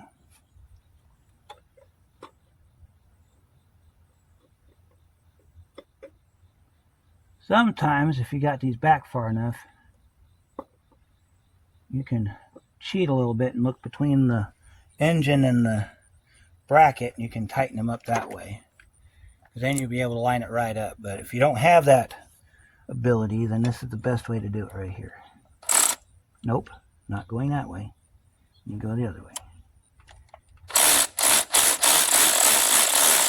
Go slow, that way if it's binding, you can back it out before you cross thread it. Alright, now before we go any further, go back over your bracket and make sure all your bolts are in, because this is when we can start tightening them up. Alright, and then I'll go over, get these here tightened up down here with the gun. Let's see, that's going to be a deep 13. And then what I'll do is I'll take my attachments off. I'll put a little bit of go in it with the with blue. So with blue, she's already got 13 long on her, so we're going to just take this one down here, down where we were, and we're going to tighten up that stud. Start off with that stud. Oh, I'm going the wrong way. I had her in the off mode. So what you want to do is spin this back down and then put your socket back on it. Tighten that up as tight as you can go without snapping the head off. Alright. And then we want to get the 10 for that. So we're going to tighten this one up next, since this is the next one with 13 on it. Alright. And we'll go get a 10 on that, which I have right here. Kind of convenience of having no battery is you got a place to put your tools. Go down in here and get this 10 mil right here. That one you might be able to spin in by hand a little bit. And then when this is in all the way, you can tighten it up with your socket.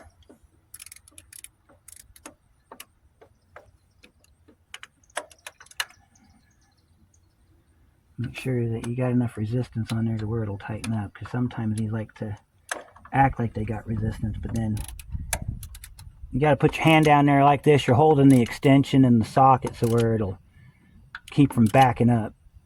And then tighten this one up. This one you don't have to tighten very tight because it's a small bolt. You don't want to break it off inside your cylinder head. Bad day had by all. Alright, and then we got to switch over to the swivel socket for the one down behind the power steering pump, which is this one here. Wish I could show that one to you, but you'll see it when you do this on your own. Can't miss it. Can't get the bracket off unless you do this. And then you just cinch that one down. Alright, now here comes your decision-making process. I'll tell you about it as I go to put the spark plug back in. Alright, so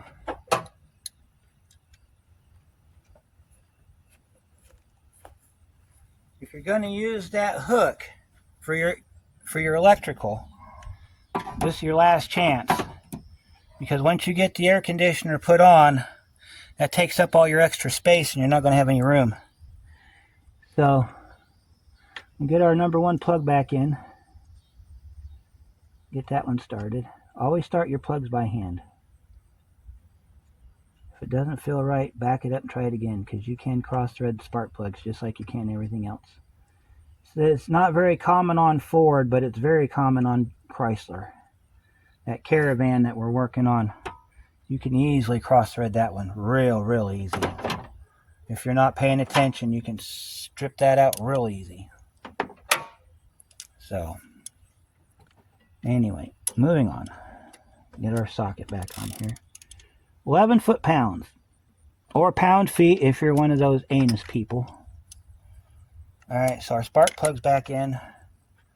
You can put some grease in there if you prefer. I'm not going to, even though I probably should. But we'll put our spark plug wire back on. Make sure it clicks. Just because it suctions down. Yep, you got to feel it. Those wires are not the greatest. Next time I buy wires, I'm going to go over to Napa and get those wires, because those are good wires. Napa makes really good wires. I don't care. I'll fight you over it. Alright, so we are going to reuse the hook, because it was on the truck to begin with. So let's go over to the bench, and we're going to open up this hook. So I'll show you how we open up this hook. So let me get you on the table here. Alright, give me 1 second. Let me grab some stuff. Alright, now if you have a bench vise, you can just stuff this thing in the vise. But I'm assuming you probably don't have a bench vise, so this is how you're going to do it. You're going to put your pliers down here on that rubber piece. You're going to use these as your bench vise. So you're going to set these like this on top of your bracket. You want to get it as tight as you can, like that. Then you're going to take your pliers, and then you're going to get in here with your pliers, and you're going to just bend this out like this. See that? You want to bend this out just like this. Don't twist it, just bend it. And then what you're going to do is you're going to take the hook and you're going to scoop the wire loom with it. If it's not, let's just say it's not big enough, or you need more room, open it up some more, like that. Guaranteed that wiring loom is not going to have a problem getting in there. Then you pull off your piece there, and you come back over here to the truck, and you put your camera back where you had it. At least you try to anyway, so you can see what we're doing. Alright, so we're going down here now. So we're going to put our hook on the stud, and then we're going to put our nut on it. Before we do that, though, we're going to check our wiring harness and make sure that our harness sits nice and snugly in here. And it does. Okay. So then this hook goes like, I think it hooks this side, like that. Or you'll lose it down in the truck, one of the two. Let me crawl, well, let me see. Oh, it fell down on top of the steering rack. Alright. So you're going to get your hook attached. If you remember how it came off, it just goes back on that way. You're going to hook your hook like this.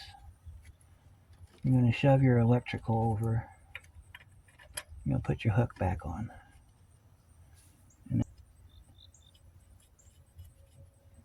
tighten your hook back up.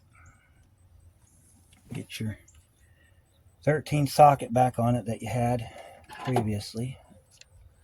I've got to find it real quick. And you set your socket down on there like this. You might actually get to see it, but I don't know. You don't need to tighten it up too tightly. Just enough to hold everything together. Make sure that your harness is all where it needs to be inside the little hooky doodle. If it's not, then we're going to have to... Oh, I see what it is. Okay, we got to turn the hook. Sorry about my elbow being in your way. I didn't mean for that to happen. Kind of close confines here with the hood and everything in the way. See if you can stay put like that for a minute.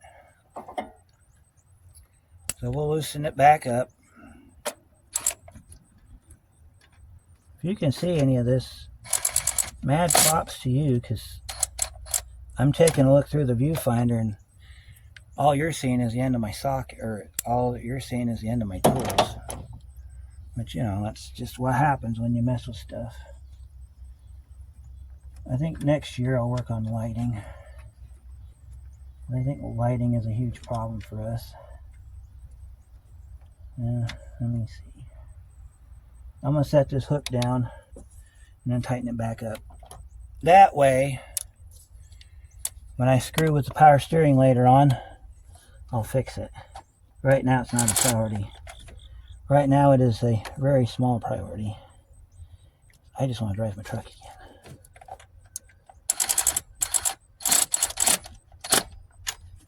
Now if something starts to rub, we'll deal with it at that point.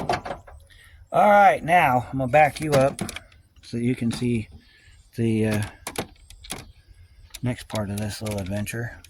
Now we're going to put our air compressor, or AC compressor, back on. So we're going to shift it over, kind of like an engine hoist. What we're going to do here is you're going to grab your strap so it doesn't come crashing down. And then you're going to just kind of guide it.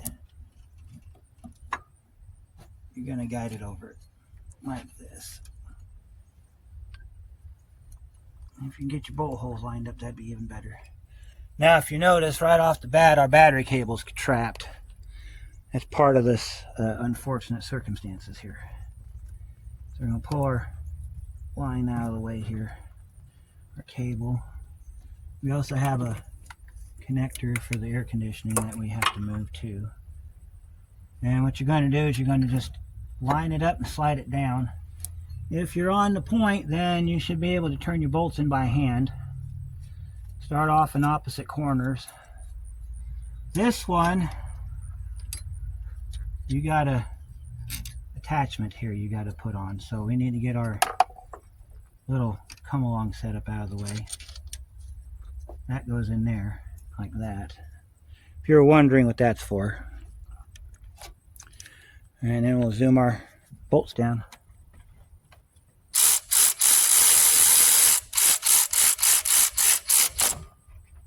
And we'll go down like that. And then we'll come down here and get this one.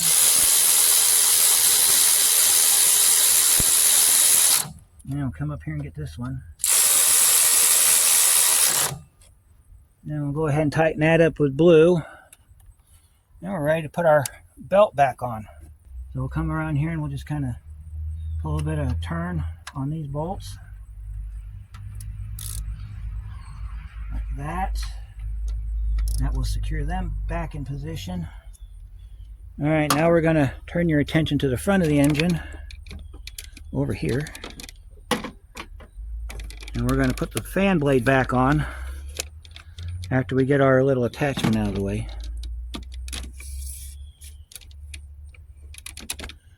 Alright, we're just moving right along here, folks. Get this out of the way. Alright, here's our fan pulley. So we're going to line our fan pulley up. There's no directional for it. You just stuff it on here.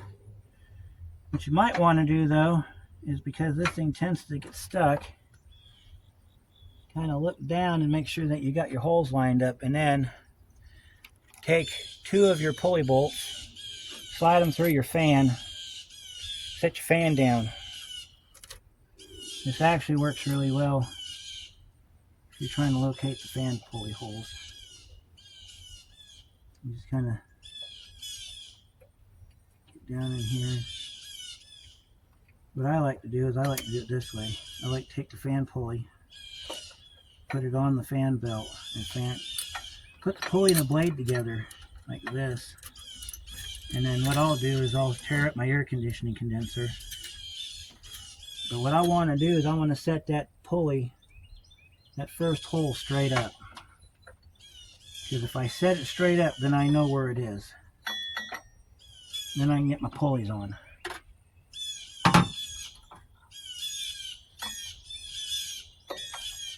Because if you do it this way, you can line up your pulleys. And then if you're not sure about it, you can take a Phillips screwdriver. Watch this be the wrong size. Take your Phillips screwdriver and stick it through the hole. If you stick it through the hole and it doesn't go through, rotate your pulley till it does. That's how you do that. As long as you don't move it, you can get the fan belt or the fan back on. See that? And then I'll tighten up this bolt, or I'll put some threads in this bolt. Then I'll rotate this around to the bottom, and I'll put a bolt in the bottom. That way there's one on each end. Then, after that's done, it'll be aligned. You can go back through and put your bolts back in the other two holes. You're going to need a 10mm wrench for this, or you can hold the pulley. But whatever you do, don't tighten it up.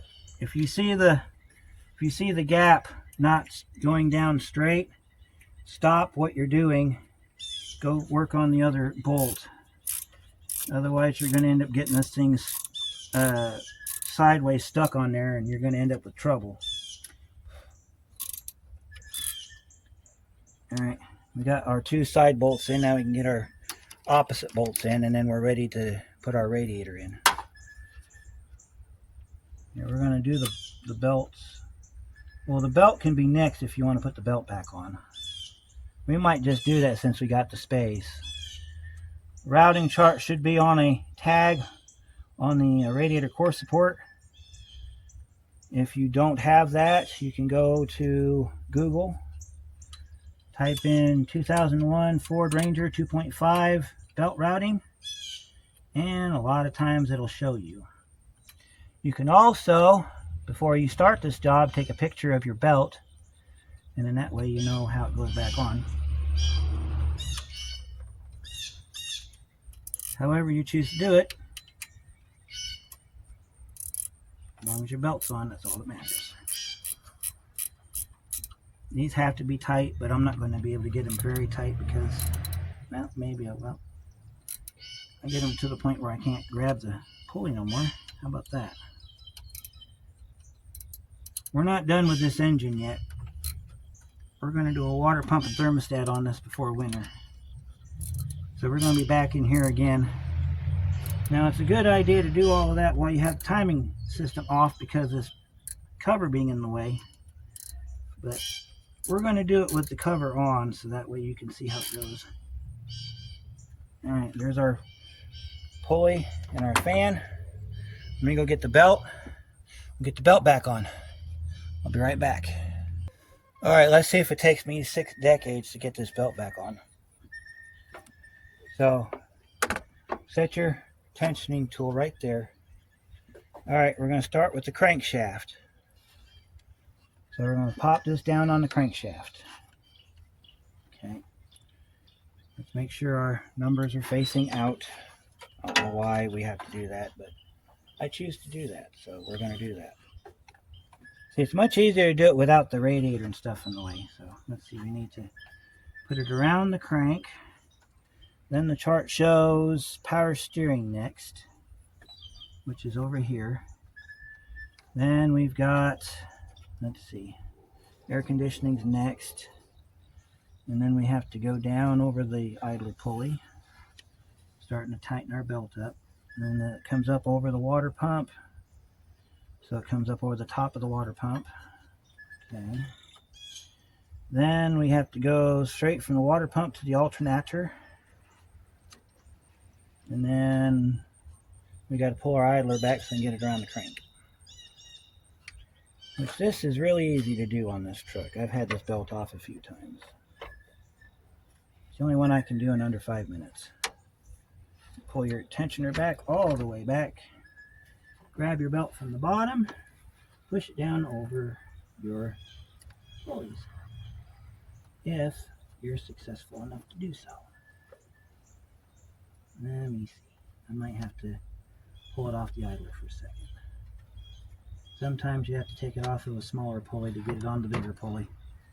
And then you put it back on the smaller pulley, like this.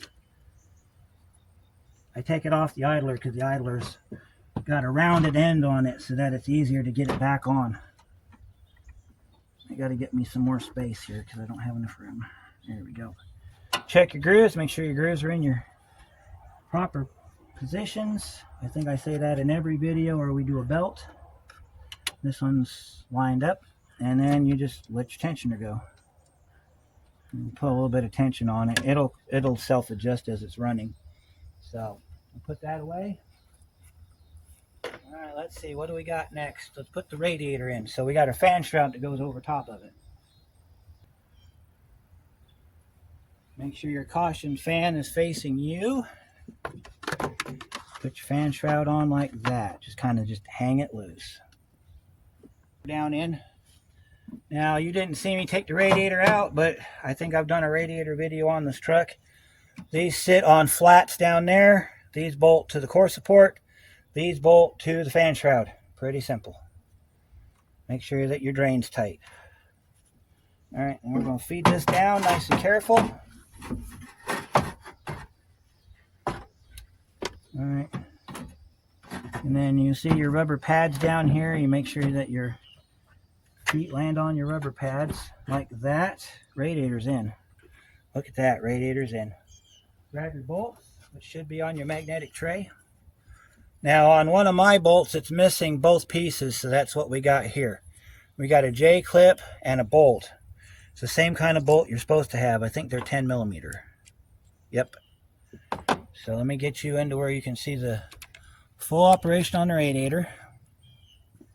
So if you're missing a J-clip, that's what they're called. There's a slot back here in your core support where you can feed one through. And then when you get it fed through, you take your bolt, and you feed it into the J-clip. Here's the bolts for the, well, I don't know, it might not be long enough, because here's the bolt that goes in the other side here. This one goes over here on this side. Might have to go get me a longer bolt. That one fits in there like that. These are different threads than what the radiator fan shroud is, so I don't think I can get that to fit in the fan shroud. Oh, you're seeing just fine. I might have to go get a longer bolt. I don't know. I hope not. But if I do, I will have to.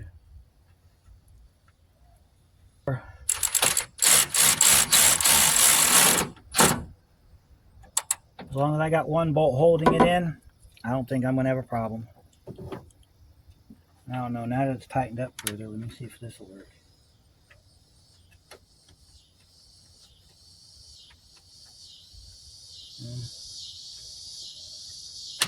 And it wants to kick back. It wants to kick back. But we're going to save that bolt just so that I know the thread and everything, I can get a longer one. Alright, let's get our fan shroud back on. That goes just like this. Hold it up with one hand, put your bolts in with the other. They go down here in these corners. These are also 10 millimeter. That's one's in. Alright, let's get our upper hose put back on.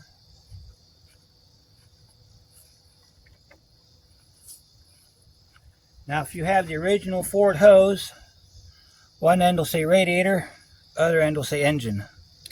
If you know which end's which, you can put your belt on. If you don't, then you probably shouldn't be watching these videos.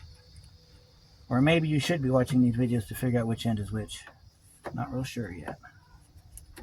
And then we'll take our pliers that we had earlier and we'll clamp those in.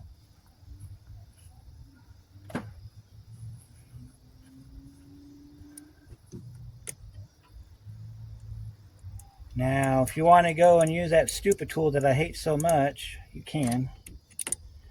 Otherwise, we'll just do it this way. Tighten this up, or get this out as wide as you can so you can connect your ends together here like this.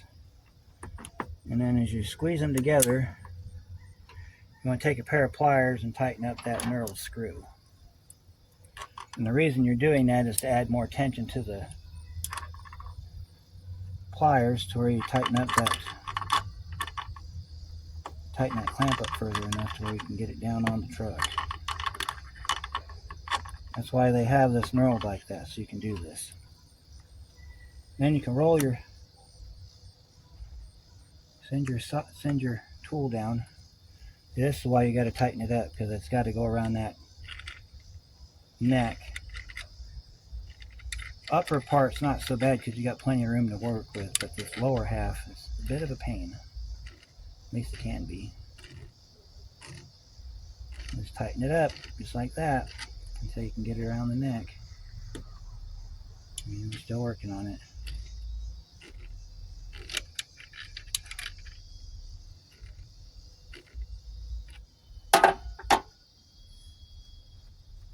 There we go. Get it down like that. And then we can go ahead and loosen this up. Pop it on like that, and she should be stable. And then we come up here and get this one the same manner. This one I think we can get with our pliers here. Although if you do it this way, be very careful, because these like to snap back and pinch you. Get it inside the grabs right there like that, and then you can just walk it on over like that. Put it back where it was, or at least close enough. There's that. We just got to get the lower hose on. Can you see the lower hose? Probably if I put you over there. I will award you guys with a startup, and then I'm going to end this video because it's already gone on long enough. I know my retention time is only about 13.5 seconds, so all of this time's pretty much wasted. So, you know, if you're one of the ones that stay for the whole show, I greatly appreciate it, because, you know, you're helping me out. You're helping out my business. You're doing the right thing. And that's what it's all about, doing the right thing. Unlike this tripod that wants to do all the bad things.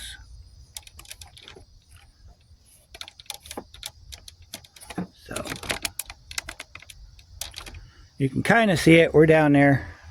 So I'll get under there with the locking pliers / legit vice grips. You can see they're legit vice grips. No brand affiliations here. These aren't the Irwins. These are the legit vice grips. I don't think I own a pair of the Irwins. Nothing wrong with them, but I just don't own a pair of them. So put your radiator hose on under here. You might want to have a face shield on in case there's coolant stuck in the hose when you had to pull the radiator out to start with. Alright, get this stupid thing to hook back up here. You can hook it from the bottom or from the top and shove it on. That's the best way to do it. If you can't, you can at least try. There we go. We should get past the lip, shove it on all the way to the stop. There's a stop on the bottom of the radiator. And then take your clamp with your pliers here. And I set this up because this is a new radiator hose. I'd changed it a few years back. I set it up with my clamp in the downward position for that to make it a little easier for me. And I have to take this apart.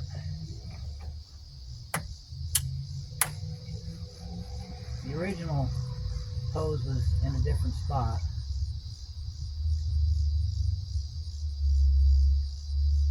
Looks like I might have a lower hose leak here, although I don't use coolant, so I don't know how that would even be possible. Get our radiator off. Let's see, let's make sure our coolant tank's empty. No, it's not. Nothing came off. Alright, I'm going to have to drain that out. So, I'll get this put together and then I'll bring you back for the startup. Alright guys, it's gotten increasingly dark since the last part of this. We're getting ready to fire him up. I've got a gallon of antifreeze in him, so I know he's going to be okay. But you got to get him started and you got to get him up to op temperature. When you get him up to op temperature, then you can adjust your coolant and everything and make sure that all your belts are working right. This is also when you find out if the problem is still present that caused your belt to break in the first place. Now, belts will break over time. That's just how they work. That's why they went to chains. Chains, they stretch, but they very rarely break. So, got my light on there for you. We're going to go ahead and move our light back over here a little bit so you can kind of see what's going on. Oh, that looks better on film than it does in real life. All right, let's see if he'll fire up. First start up in 3 weeks. All right, Rudy, it's your time to shine, my friend. Make sure we didn't have anything broken.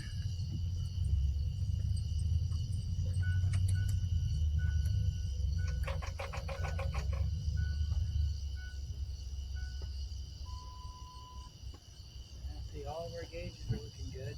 Go ahead and start you up.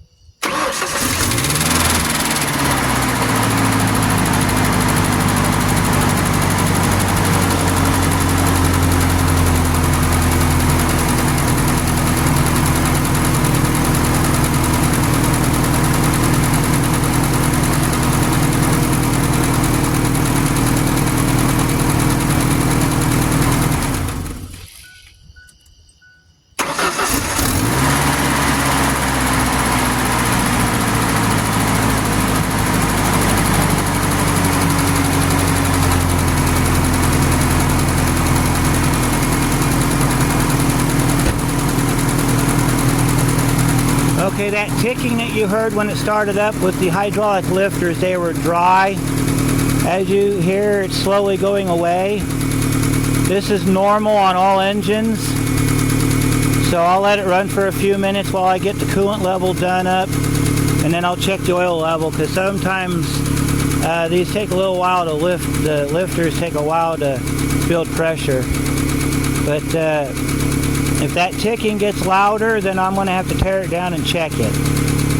But so far it sounds like it's typical Ford.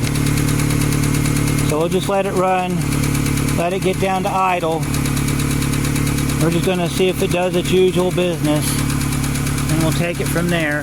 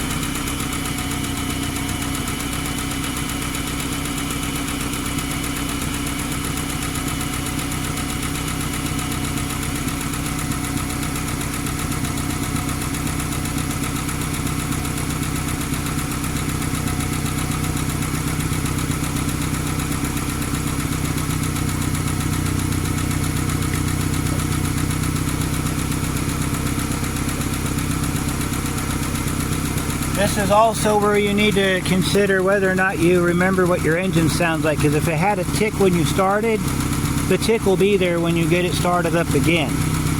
This one had a slight tick, nothing like this. So I'm going to run the idle up just a little bit to see if I can get some more oil up into the top end of that engine. See if I can get this ticking to quit.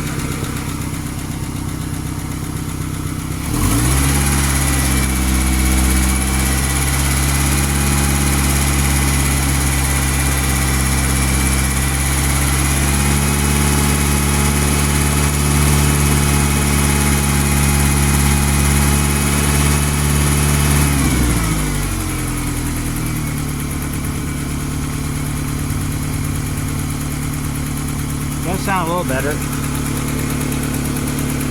I'll take some drives around the block before I put him back in service. But there you go. You might be able to see a little bit of action over there on the funnel as it's getting the air out of the cooling system. So, back part of this is just doing your coolant service. So there's nothing much to see here. It's getting dark out, so I'm going to go. And I'll see you guys on the next one. I'll let you know in about a week or two if you want to know how the belt's doing on the truck. So until then, I'll see you later.